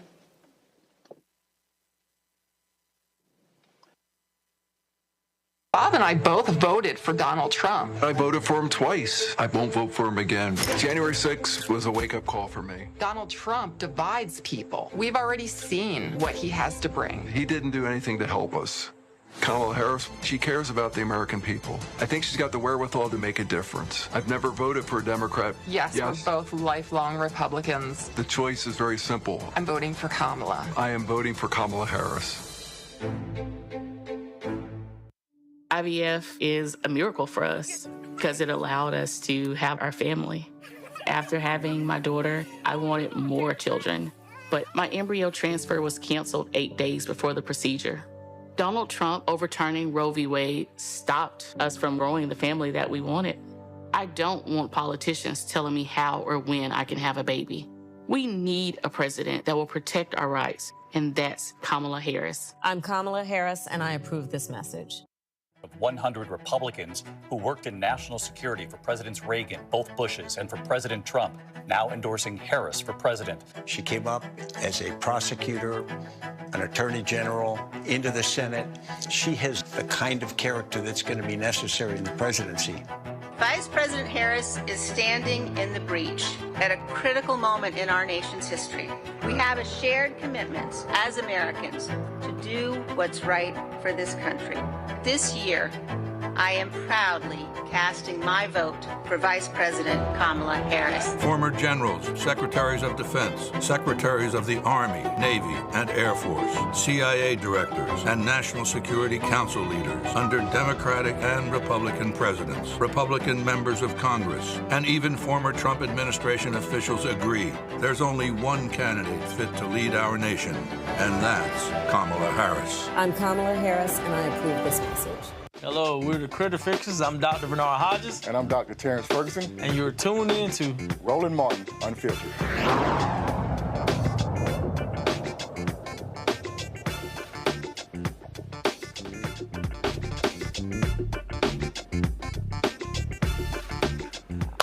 All right, folks, let's talk about that interview with our panel, Julian, Amakongo, and Renita. Let's get it going. Renita, I'll start with you first. Yeah, I thought that was a great and informative interview. I'm glad that you took the time to do that because a lot of the questions where, you know, remembering that Vice President Harris was, she came in as a nominee much later into the campaign season because of what happened with Biden relinquishing the nomination meant that she has not had as much time to get her message out like in a traditional campaign. So I think that these opportunities to sit down and really go over issues that are targeted at certain communities, in this case, targeted to the Black community, that was a great and informative conversation. I like that you brought up some topics that I think that we probably would never see covered in mainstream media, not even on the left, particularly when you brought up what she thought about relations with Africa. I thought that that was very important and something that we likely would not see covered in the campaign cycle. So again, it's why Black media matters. This interview really shows it. So I thought that there were a few key things in the interview that it was good that we had a chance to hear her elaborate on what she really feels. And that to me really stood out as one of those moments. It's interesting, Julian, because when I asked the Africa question, she started smiling because, yeah, it doesn't get asked, and that's actually things that she's actually worked on. Exactly. I mean, the fact is that Africa policy is very rarely mentioned by any president. And yet we know that there is a symbiotic relationship, both because we're African Americans of African descent and because there is Africa policy that we've relinquished to China and Russia. So I saw her smile and I just thought, yes, absolutely. There's so many things that could be said. I was surprised, not surprised, but I was, kind of surprised. I had wished that you'd ask her about Haiti also, but I did like the comments that she made around what she wants to do with the economy. I think that's really important. I mean, another question, Roland, might have been, but it was a great interview, so I'm not being critical much. But both Harris and Trump say they're going to lower inflation. I'm really interested in how they think they're going to lower inflation. Inflation is not a presidential purview. I thought it was a thorough interview. I thought that it was very good. That you saw a side of her that you don't often see, because I think she was relaxed with you. She was relaxed and she was very self-possessed and have some humor in the process. And that's what we want to see in a president. We don't want to see somebody who scowls, as Mr. Trump did for the whole debate. I mean, just scowled. You want to see someone who has, you saw her human side, and I was really pleased about that. The housing piece is also really important, and I think the way you approached it allowed her to really elaborate on some of the historical trends in terms of housing, the fact that we haven't built housing, and I don't know how long, and also the fact that when we look at housing units and look at what we have, she really talked about historical trends in terms of Black home ownership and where we've lost ground, where we've actually lost ground. So great job, Roland. Well, again, we only had 30 minutes. So, I couldn't, if they had given me the 45 minutes, they gave the 47 minutes all the smoke got. The 43 minutes, the white girl from Call Me Daddy got. Or the 1 hour and 6 minutes Howard Stern got, I could have asked a lot more of those questions. So I was limited in my time. So I had a lot more stuff I wanted to ask. And trust me, that's what I wanted. But Makongo, the thing here that first of all, part of the thing on the housing deal. Look, I've been hitting that thing for a very long time, and this is. And all the people who watch it, and this is really for the audience to understand, and lead the panel as well, and this ain't about patting myself on the back. But here's the problem. I need everybody to understand, here's the problem when y'all watch most of these interviews. Most of these interviews, these hosts don't know shit. Yep. Y'all, no, I need everybody to watch it and understand. Most of these hosts, if y'all actually cue back up, y'all didn't see me sitting there with no cards on my lap. Mm-hmm. Okay? Mm-hmm. I ain't have my iPad out. I didn't even have my phone out. And so for me, I didn't sit down before, man, let me sort of go over. I did not, I have an idea of what I was, some things I wanted to cover. I look at topics, but the other thing is, Makongo, I listen to the person while they're talking, and I sort of want the conversation to flow that way. And literally, it was only like an hour before when somebody had posted on Twitter that clip of her saying, I'm not going to sit here and tell you what I'm going to do specifically for Black people, but they posted the whole clip. Mm-hmm. So you got context. And I just thought, hey, you know what? This clip, they've been running this damn clip out of context for 5 years. Let me open up with this. But that's just a fact. That's just a fact. Most of these people asking questions, they can't ask no deep housing question because they don't know this stuff. You're absolutely right. And that's why I like what the late great Joe Madison said. He said, your next question is always based off of the last answer, right? So many of these journalists and hosts, they have these questions that they just have to get through before the break or before the person gets whisked off, but there's no real conversation there. And so the candidate or whoever the interviewee is just gets to give their talking points. But one of the things that she did, which was so great, when you were bringing up the housing thing and going on the stats about housing not being built and so on and so forth, she was like, I'm glad you brought that up. And that shows that there's that familiarity there because she knows the history, but also she can talk about her policies that she's done relating to it before she even got to the White House, which is extremely important for us to see that she's been in this fight. And she did that several times throughout the interview. Going off of what Renita was saying about certain things that she liked that we don't really hear in other interviews was the education piece. I've never heard anyone ask her about education and what she thinks about public schools, charter schools, and all of that. And I'm sure more time, y'all could have gone deeper on the education piece. Sure wanted to. That in the interview. Sure wanted to. And again, yeah, no doubt, right? And go ahead. And the other piece was talking about the immigration issue as it relates to the Black community and African Americans and how African Americans should be seeing Africans. And I would add what Dr. Malveaux said, Haitians as well, like that she could speak to that dichotomy because that's also something that she's lived and seen. And so not only did you ask questions that she never gets asked, but you parsed out questions that she may get asked, but you took it to a deeper level in terms of how it affects our community. And, she's going on with Charlemagne tomorrow. I doubt she's going to get that. She's going on with Brett Baer on Wednesday with Fox. I doubt she's going to get that. So we needed that opportunity to have that real conversation with people from our community. So I'm really glad of what you were able to produce there. And of all the folks who were watching, again, y'all have seen me show this on numerous times, but this is what I was talking about. And this is the fact. Prior to 2010, the fewest number of homes built in the United States was 4.79 million homes between 1940 and 1949. And that was when the federal government then passed a law specifically to deal with the issue of building housing stock in this country. And what you'll see right here, y'all, you'll see 10 million, 9.5 million, 12 million, 12 million, 12 million. It jumped to 14.5 million in 2009, and boom.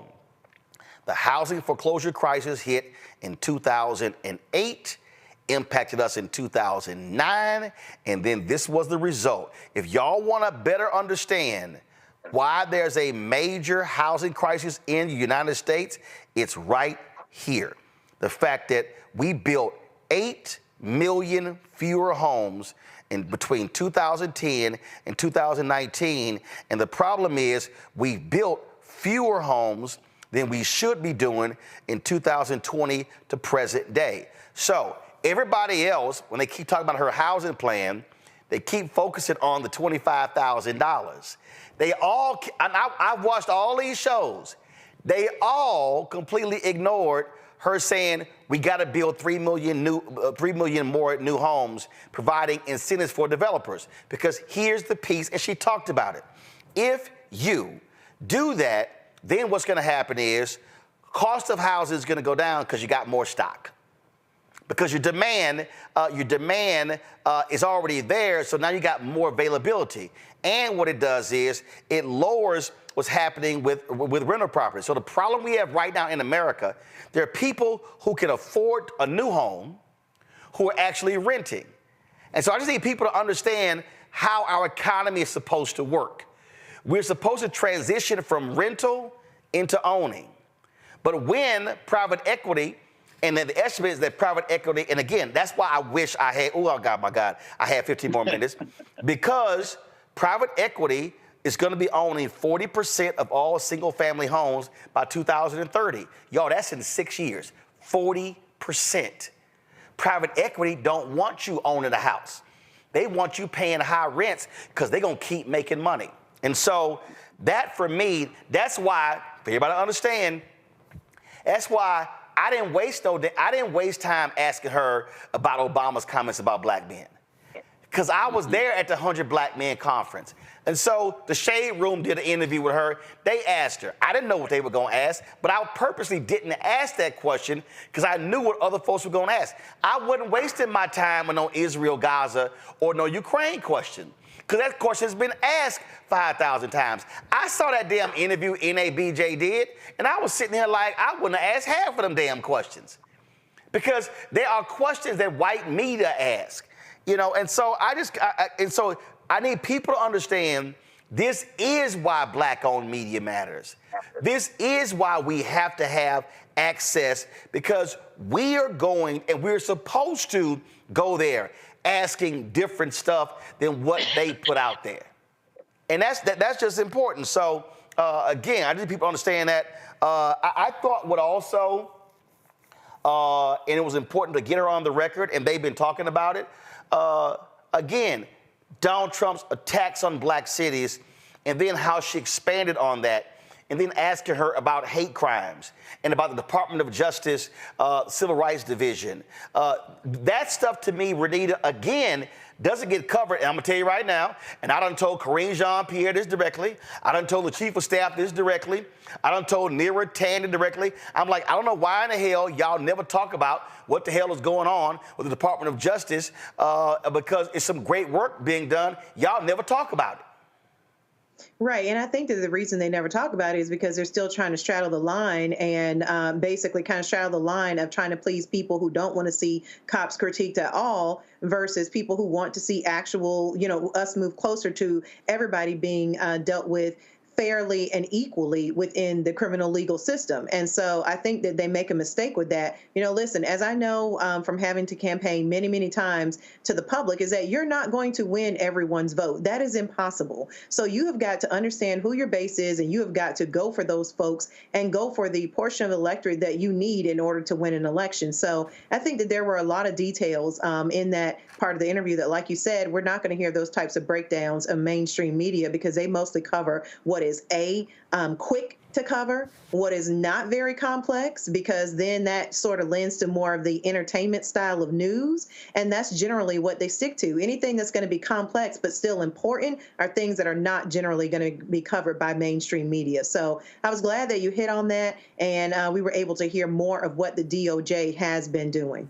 And also, so folks, right now, we are waiting for Vice President Kamala Harris to walk out at the rally she's holding right now in Erie, Pennsylvania. As soon as she does, we're going live to that. And one of the things she's going to be doing is hitting Donald Trump on his comment about, pull the audio up, please. She's going to be hitting Donald Trump about his comment of using the military. Bring it down some, guys. When I say bring it, just don't give me all of it. She's going to be hitting Donald Trump hard on his comments about using the military against his political enemies. And I was going to play the clip, but I'm told she is going to actually play the clip in this rally. So let's go live to Erie, Pennsylvania for the Vice President Kamala rally in this important battleground state.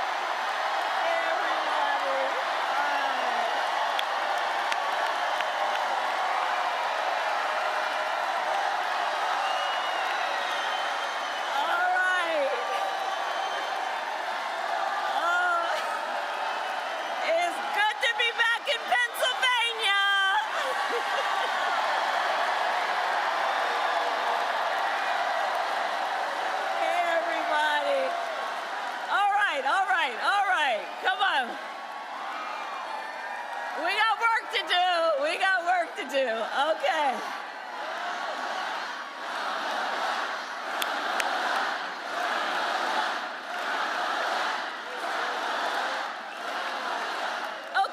Okay. Thank you. Thank you, everybody. Thank you, everybody. And I want to thank all of the leaders who are here. Thank you all for taking time out of your busy lives to be here this evening. And for all of us to be together. Can we hear it for Senator Fetterman? Your next state attorney general, Eugene DePasquale. Mayor Schember. Bob Casey, could not be here tonight because he's out doing what he needs to do to get reelected to the United States Senate.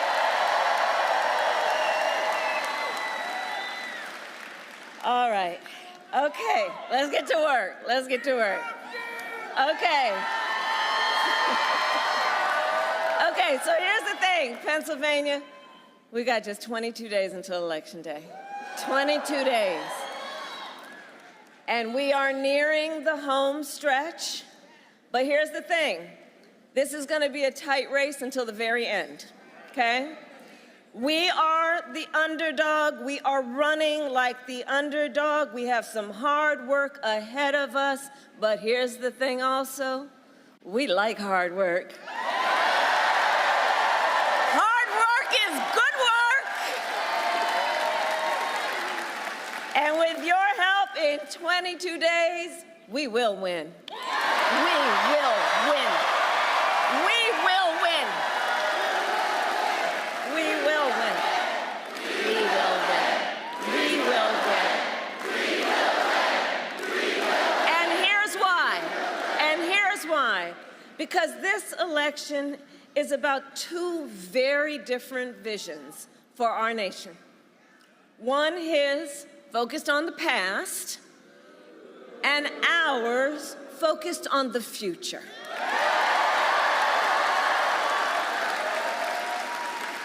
We are focused on issues that matter most to families across America, like bringing down the cost of living, investing in small businesses and entrepreneurs, protecting reproductive freedom, and keeping our nation secure. But that is not what we hear from Donald Trump. Instead, it is just the same old tired playbook. He has no plan for how he would address the needs of the American people and American families. He is only focused on himself. Well, folks, it's time to turn the page. It's time to turn the page. Turn the page. Because America is ready to chart a new way forward.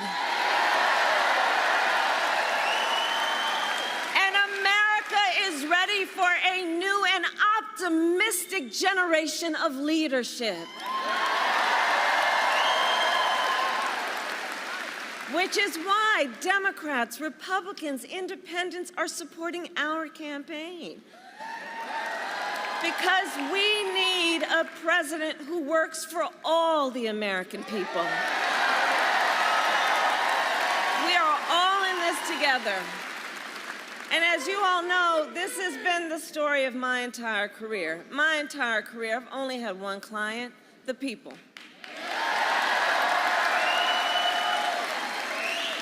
As a young courtroom prosecutor, I stood up for women and children against predators. As Attorney General of California, I took on the big banks, fought to deliver $20 billion from middle-class families who faced foreclosure.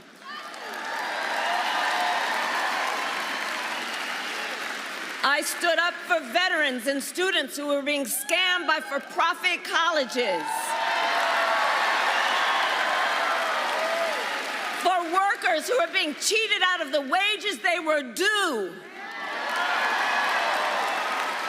For seniors facing elder abuse. And it is my pledge to you as president, I will always fight for all the American people. Always. And together, we all will build a brighter future for our nation. Together. We will build a future where we have what I call an opportunity economy, where everyone can compete and have a real chance to succeed, not just to get by, but to get ahead.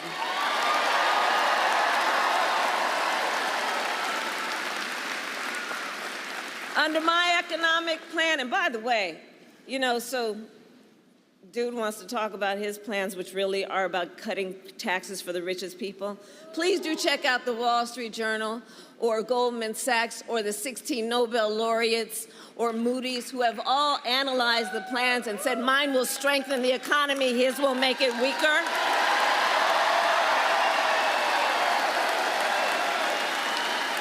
Okay? So under my economic plan, we will bring down the cost of housing and help first-time home buyers, giving them $25,000 for down payment assistance so you can just get your foot in the door. You'll do the rest, save up, you'll work hard, but just to help people get their foot in the door. We will help entrepreneurs start and grow small businesses. How many small business owners do we have here? I love our small businesses. You guys know it's part of my story. You know, my mother worked hard. We lived in an apartment above a daycare center, and it was owned by daycare centers, bless you. And it was owned by Miss Shelton, who we think of and thought of as our second mother, and she was a small business owner. And Miss Shelton, she was like all of you who do this work. You are business leaders, but you are community leaders, you are civic leaders, you mentor, you hire locally. I love our small businesses. Small businesses are part of the backbone of America's economy.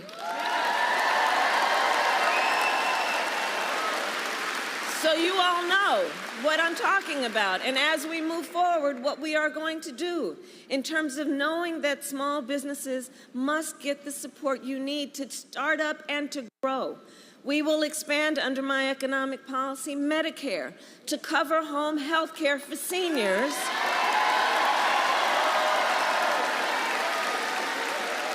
So more seniors can live at home with dignity. And like so many of my priorities, it is born out of a personal experience. Look, when my mother got diagnosed with cancer, I took care of her. And for any of you who have taken care of someone, a senior in particular, you know what that's like. And it's about trying to cook something for them that they might enjoy eating. It's about trying to make sure that they have something that they can wear that won't irritate their skin, right? It's about trying to, from time to time, find a way to just bring a smile to their face or make them laugh. It's about dignity. It's about dignity. It's about dignity.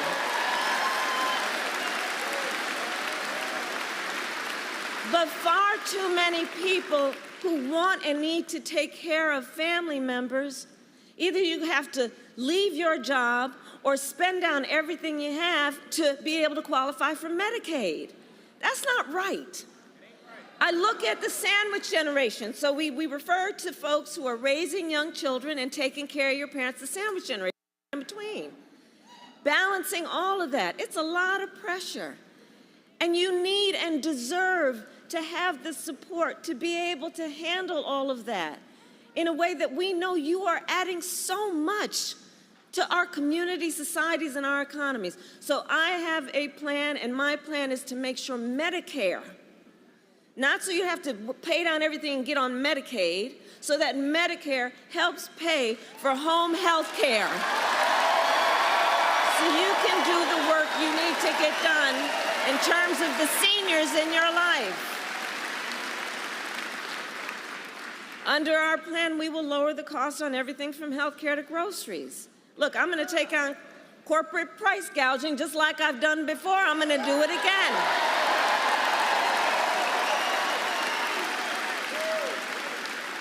And give a middle-class tax cut to 100 million Americans, including $6,000 during the first year of your child's life. Knowing again, the vast majority of parents want to parent their children well, but don't always have the resources to do it. And so by expanding the child tax credit, that helps a young family buy a car seat, buy a crib, do the things so fundamental stage of their child's development, just to get them on the road to what they desire and want to do. And we all benefit from it. We all benefit from it.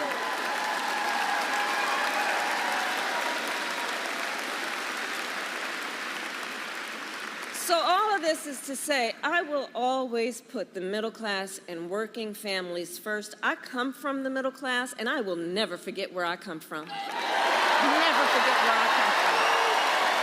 Never.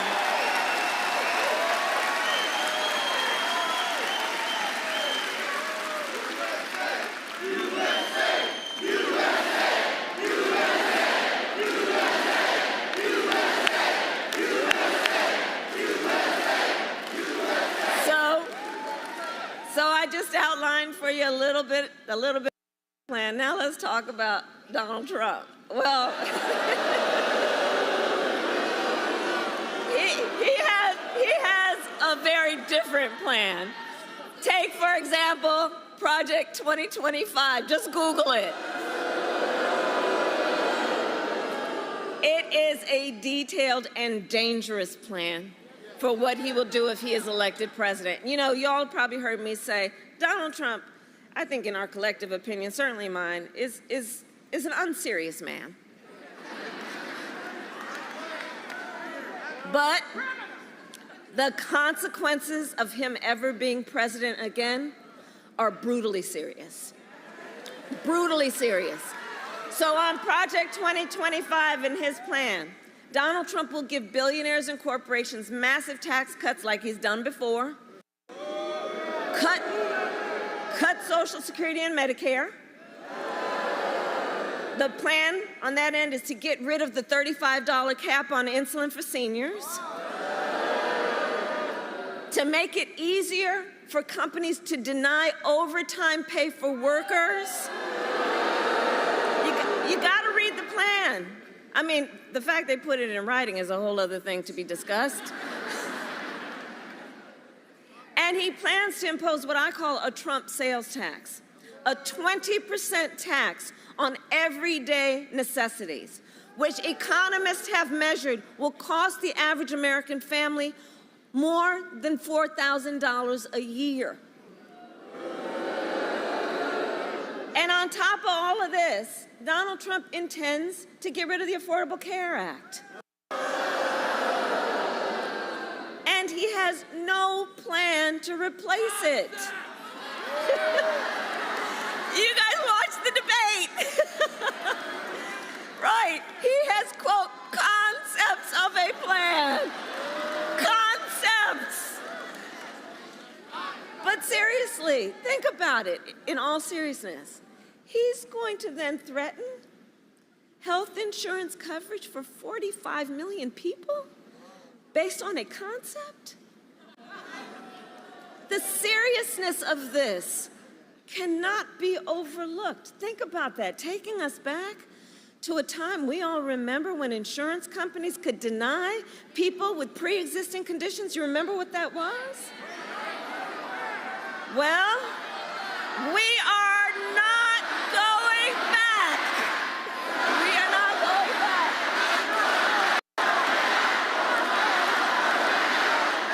We are not going back. No. And why are we not going back? Because we will move forward.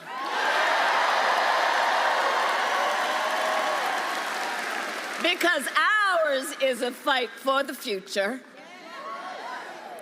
And it is a fight for freedom.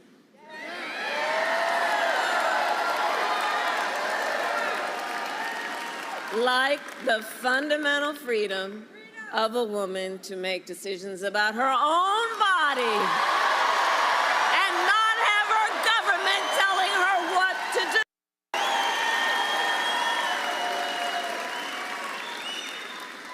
And we all remember how we got here. Donald Trump hand-selected 3 members of the United States Supreme Court to overturn Roe v. Wade, and they did. And now in America, 1 in 3 women lives in a state with a Trump abortion ban. Think about that. Many of these bans have no exceptions even for rape and incest, which is saying to a survivor of a crime of a violation to their body, that you have no right to make a decision about what happens to your body next? That's immoral. That's immoral. And let us agree, one does not have to abandon their faith or deeply held beliefs to agree the government should not be telling her what to do. Not the government. No. No. If she chooses, she will talk with her priest, her rabbi, her pastor, her imam, but not the government telling her what to do. Not a bunch of folks up at a state capitol telling her what to do, as though she doesn't know what's in her own best interest and they know better. Come on. And it is my pledge to you, when Congress passes a bill to restore the protections and reproductive freedom nationwide, as President of the United States, I will proudly sign it into law. Proudly sign it into law. Yes, I will. Yes, I will.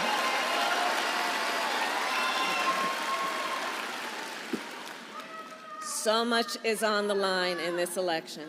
So much is on. I love you back. And listen, so much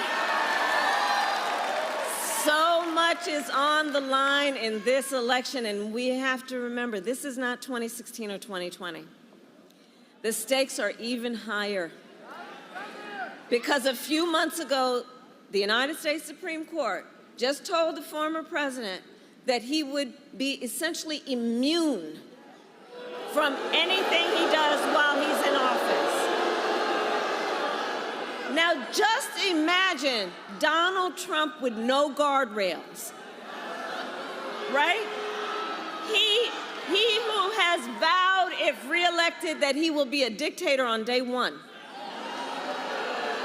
that he would weaponize the Department of Justice against his political enemies. He who has called for the, quote, termination of the Constitution of the United States.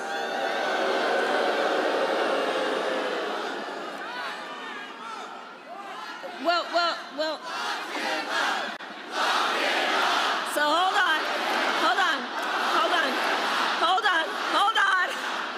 on. Because see, here's the thing. The courts will handle that. Let's handle November, shall we? We'll handle November.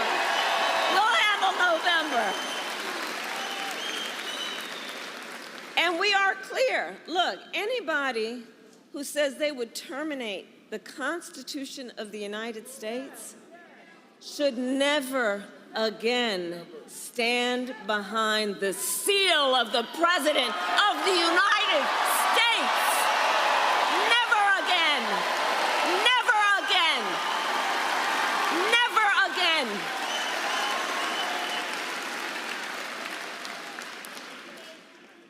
So after all these years, we know who Donald Trump is.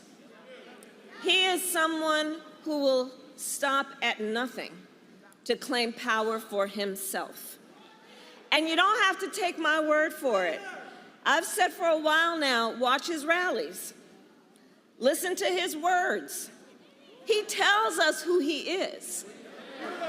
And he tells us what he would do if he is elected president. So here tonight, I will show you one example of Donald Trump's worldview and intentions. Please roll the clip.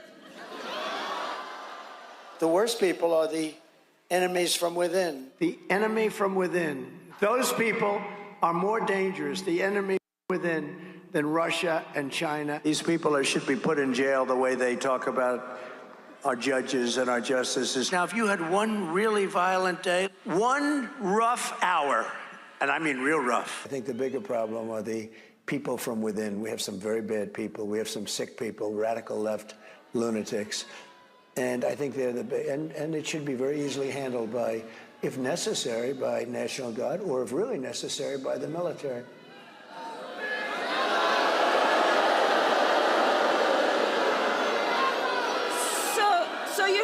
So you heard his words. You heard his words coming from him. He's talking about the enemy within Pennsylvania. He's talking about the enemy within our country, Pennsylvania. He's talking about that he considers anyone who doesn't support him or who will not bend to his will an enemy of our country. It's a serious issue. He is saying that he would use the military to go after them. Think about this. And we know who he would target. And we know who he would target because he has attacked them before. Journalists whose stories he doesn't like. Election officials who refuse to cheat by filling extra votes and finding extra votes for him. Judges who insist on following the law instead of bending to his will. This is among the reasons I believe so strongly that a second Trump term would be a huge risk for America and dangerous.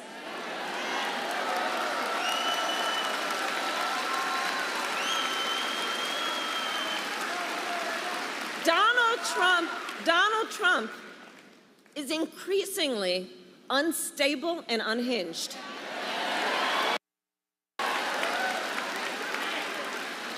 And he is out for unchecked power. That's what he's looking for. He wants to send the military after American citizens.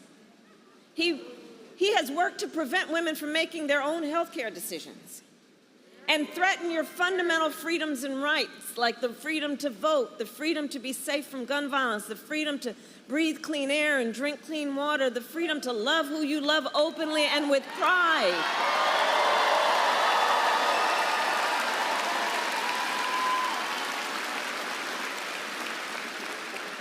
So here in Pennsylvania, I say to those who know best, when freedom is on the line, Americans always answer the call. We always answer the call.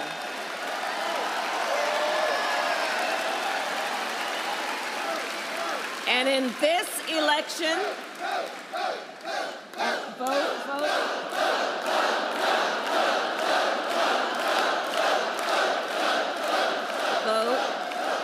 And so, to your point, in this election, we will answer the call again.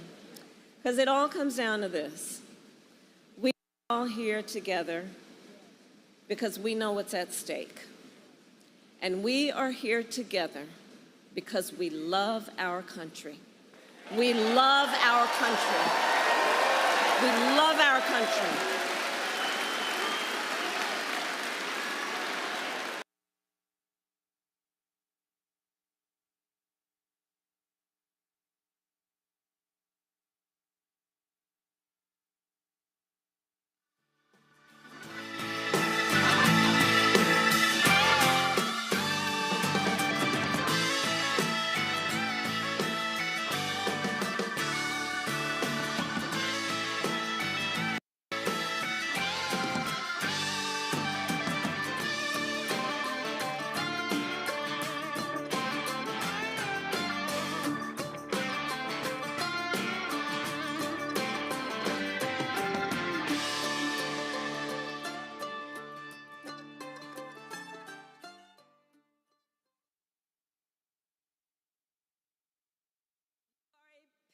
County?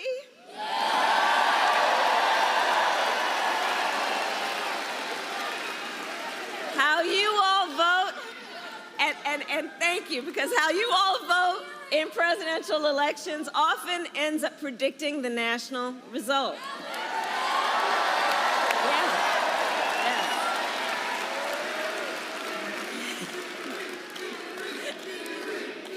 The chant is Erie. Erie.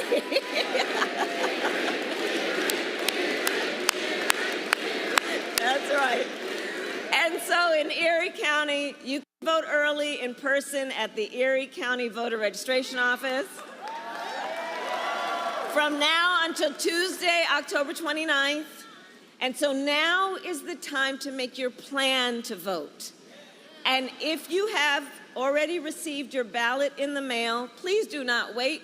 Fill it out and return it today or tomorrow, but please get it out. And remember, the deadline to register to vote in Pennsylvania is Monday, October 21st. So if you or anyone you know has not yet registered, now is the time, because, look, the election is here. And we need to organize, we need to mobilize, we need to energize folks, and we need to remind everybody that their vote is their voice, and your voice is your power.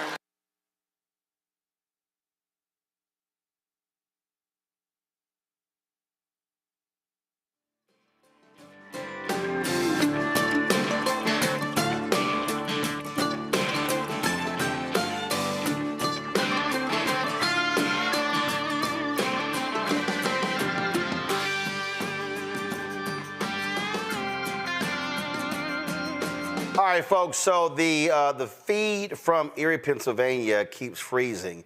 Let's go back to Erie. Here we go. Ready to fight for it!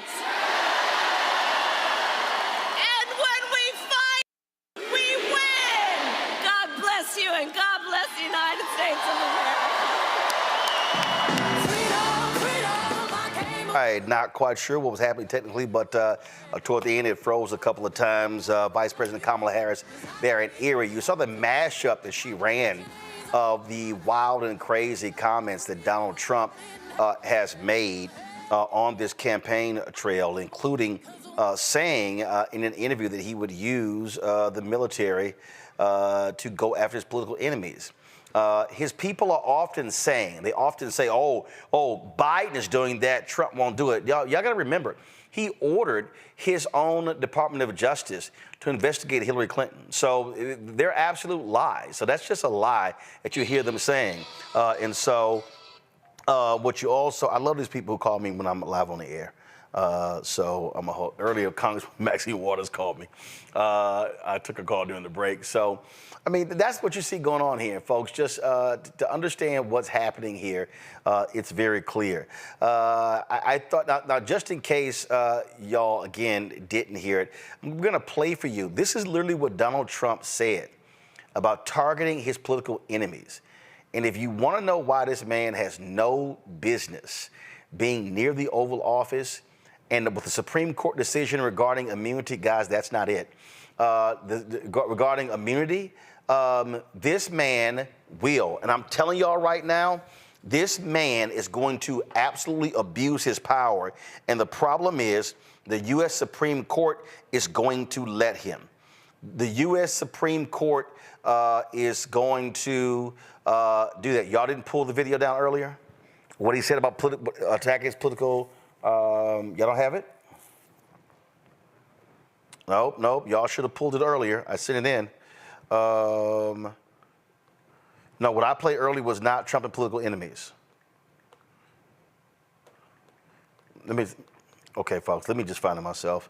Tim Walz actually commented on this a little bit earlier. So this was an interview that Donald Trump gave. Give me 1 second.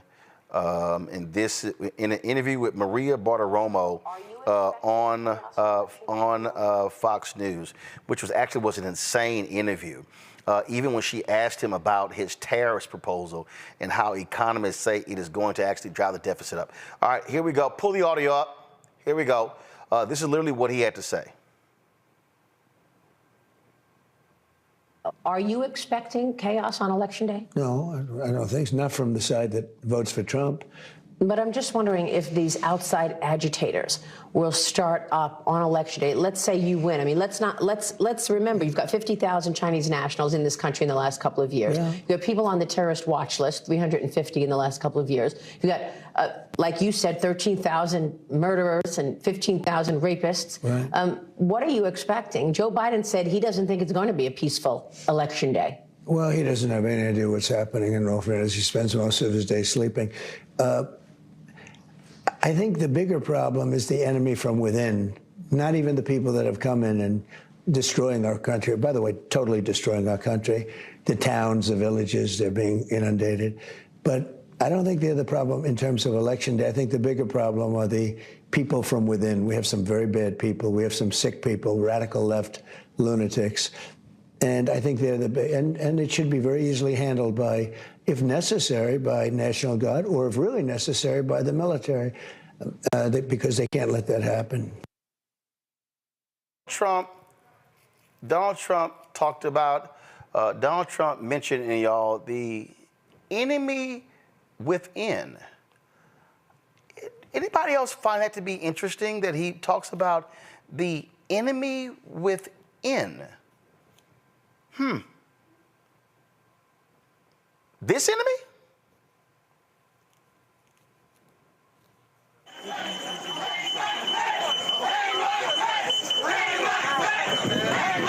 Is that who he's talking about? Is he talking about that enemy? Because that was January 6, 2021, and that was a whole bunch of MAGA people who, you know, so was this.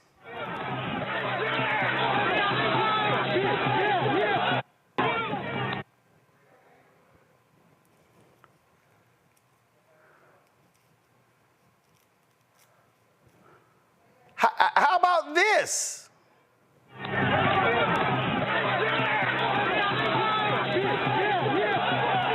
Multiple capital injuries. Multiple capital injuries.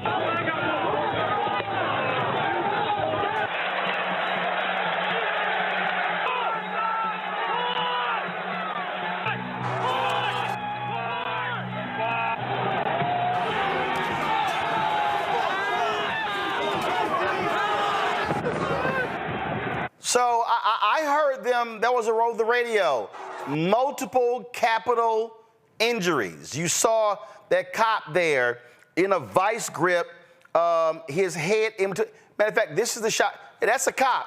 I thought they backed the blue. So the enemy within, Julian, that's MAGA. That's those maggots. That's those crazy, deranged white supremacists. The FBI has arrested 900 people from January 6th. That, MAGA people, conservatives, Republicans, that is the enemy within. Trump people. Absolutely. We've seen it from city to city. We've seen them, you know, at Black Lives Matter rallies try to create disruption, like the young man who shot 2 people. We've seen them, and they're rabid. They're literally rabid.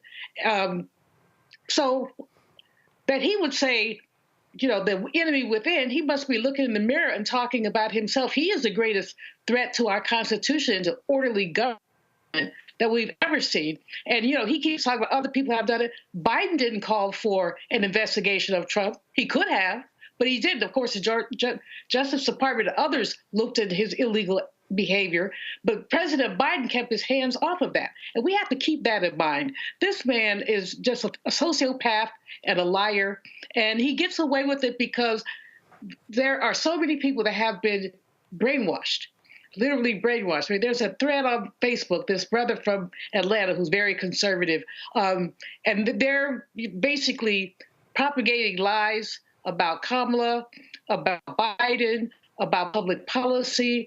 But there are many groups like this, and what they are doing is they're just basically kowtowing. The enemy from within, that's very ironic. The FBI has talked about white domestic terrorism. They've talked about it as a threat to our democracy.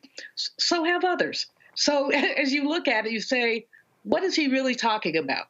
And I think Kamala also, on her rally, had a really good point when she said, you know, they're going to go after journalists, which we've already seen them do.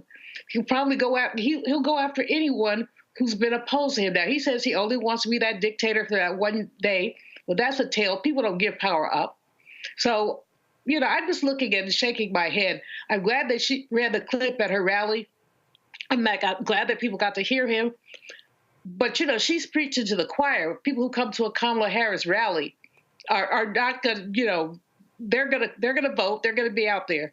What we need to do is figure out a way, which is probably impossible, to pierce the consciousness of some of these Trumpers have them look at this differently and say, First of all, that ain't happened. So the Trumpers, no, it's not. And so it's really a waste of time. It's a waste of time trying to do with the Trumpers. To win this, you drive your own people out. To win, you drive the people who are likely going to vote for you. That's how you actually win. I do want to ask you this real quick, Julian, being the economist. We all know Maria Bartiromo is an absolute idiot. She's a maggot. She's one of the folks that, if she probably wasn't on television, she would have been out at the Capitol on January 6th. She probably did one of the most honest things she's ever done in asking Trump about his tariffs, and actually exposed how stupid he is. I want you to comment on this after I play it. Watch this. About the criticism, and the Journal has done this as well, that if you do put something like a 200% tariff on a product, that it's only going to mean higher prices for consumers. It's not. No, it doesn't mean that. It's got to be passed on somehow. No. All I'm doing is saying, I'll put 200 or 500. I don't care. I'll put a number where they can't sell one car into the United. I don't want them to sell the car, because I don't want them hurting our car companies. We're going to have a lot of companies moving into the United States. When I use 200, I'm using it as a number. I don't want their car.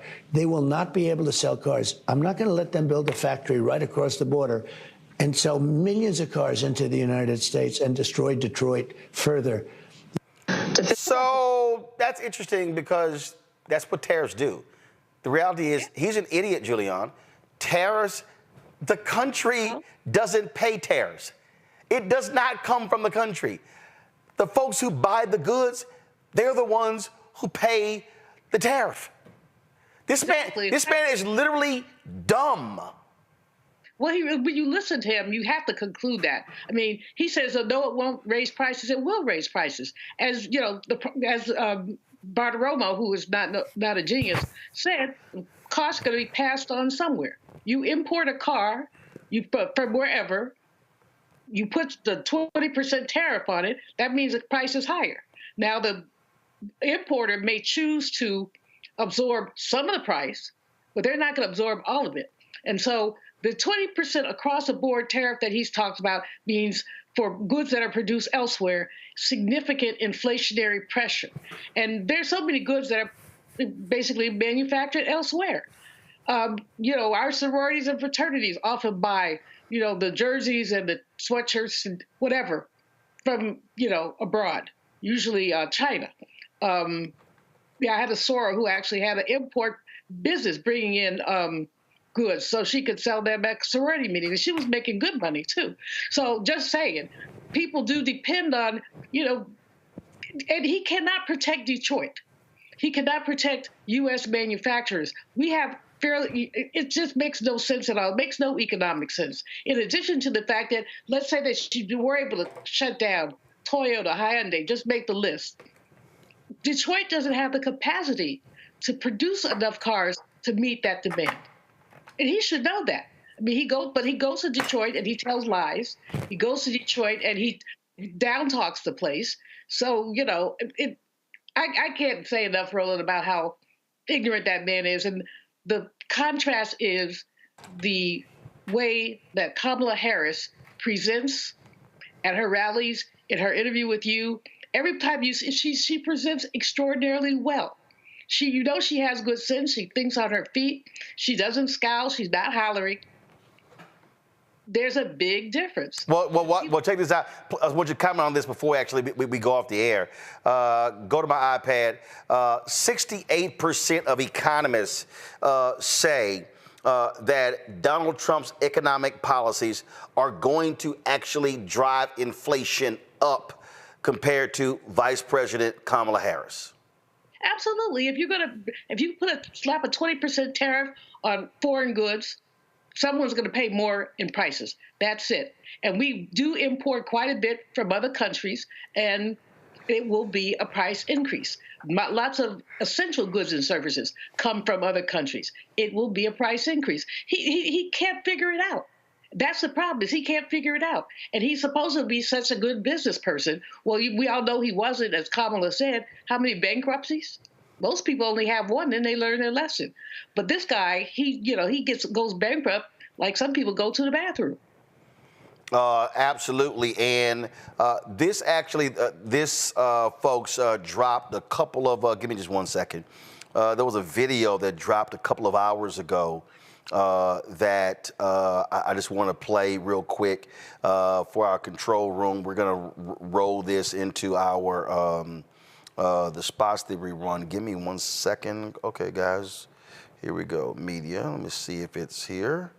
I see it on my phone. I'm trying to figure out where it is on my iPad. Let's see here.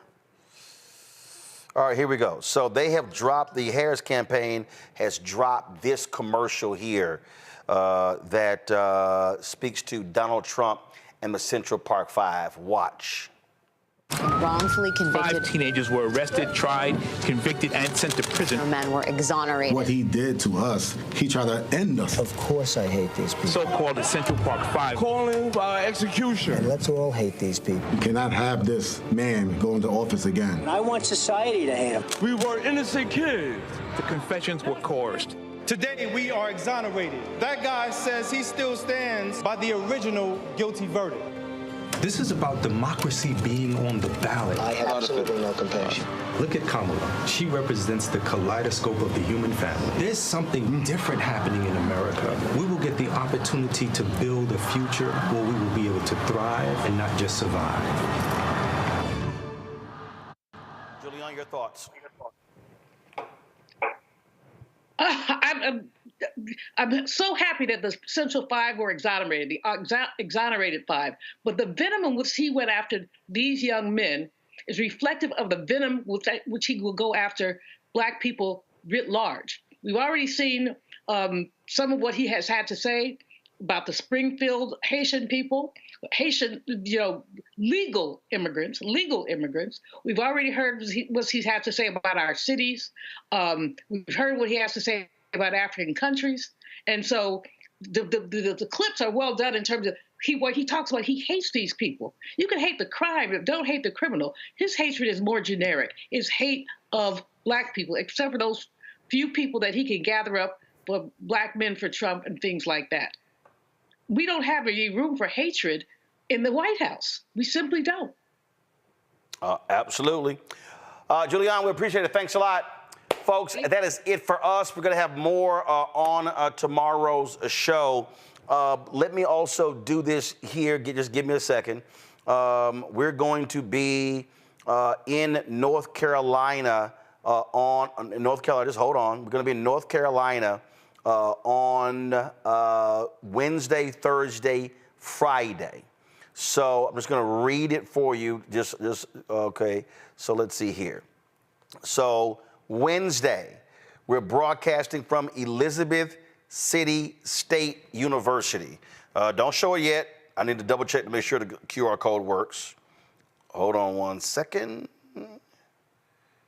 All right, here we go, y'all. Show the QR code. This is the QR code. Point your camera to this. We're broadcasting live from Elizabeth City State University on Wednesday. We're going to put together a graphic. We're going to put it on social media. I just got the email 30 minutes ago. So this is the QR code for our broadcast on Wednesday at 6 p.m. at Elizabeth City State University in North Carolina, okay? Then on Thursday, give me 1 second. Let me go to it. On Thursday, we're going to be broadcasting from Word Tabernacle Church in Rocky Mount, North Carolina. This is the QR code for Thursday's broadcast. We have a sign up here because we want to make sure that we got enough space and everything like that. And so again, Thursday, we'll broadcast, I don't know why I say it's 6 to 7:30, but it's 6 to 8. So we're going to be there on Thursday. This is, again, from Rocky Mount. So check it out. And so let's see here. On Friday, give me 1 second. Friday, We're going to be broadcasting from Fayetteville State University. This is the QR code right here for our broadcast at Fayetteville State University. Again, you sign up for that as well. And so we're going to be there, and so can't wait to be there as well. So lots of things going on. Stay right there. That's the QR code, Fayetteville State, again, happening on Friday. So, again, we head to the Black Belt Tour, North Carolina, Wednesday, Thursday, Friday. I'm making some luncheon stops. Those have not been locked in yet. Just simply follow our social media, and we'll have that stuff for you. And so that's happening. So we're going to be on the ground in North Carolina Wednesday, Thursday, Friday.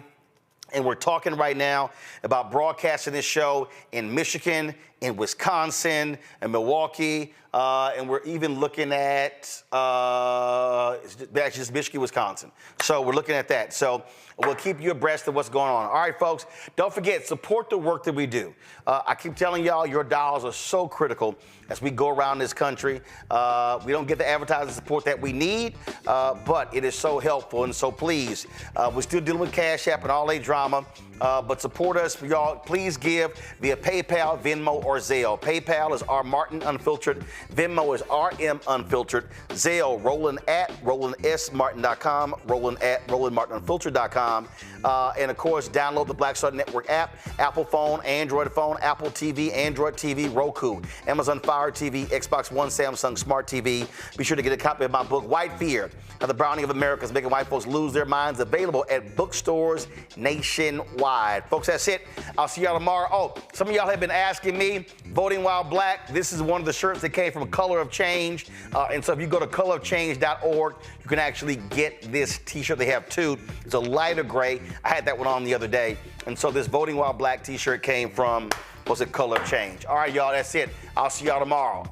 If y'all want to also see the interview with Kamala Harris, go to our youtube.com/Roland S. Martin. Go to the Black Star Network app and check it out. All right, y'all. Holla!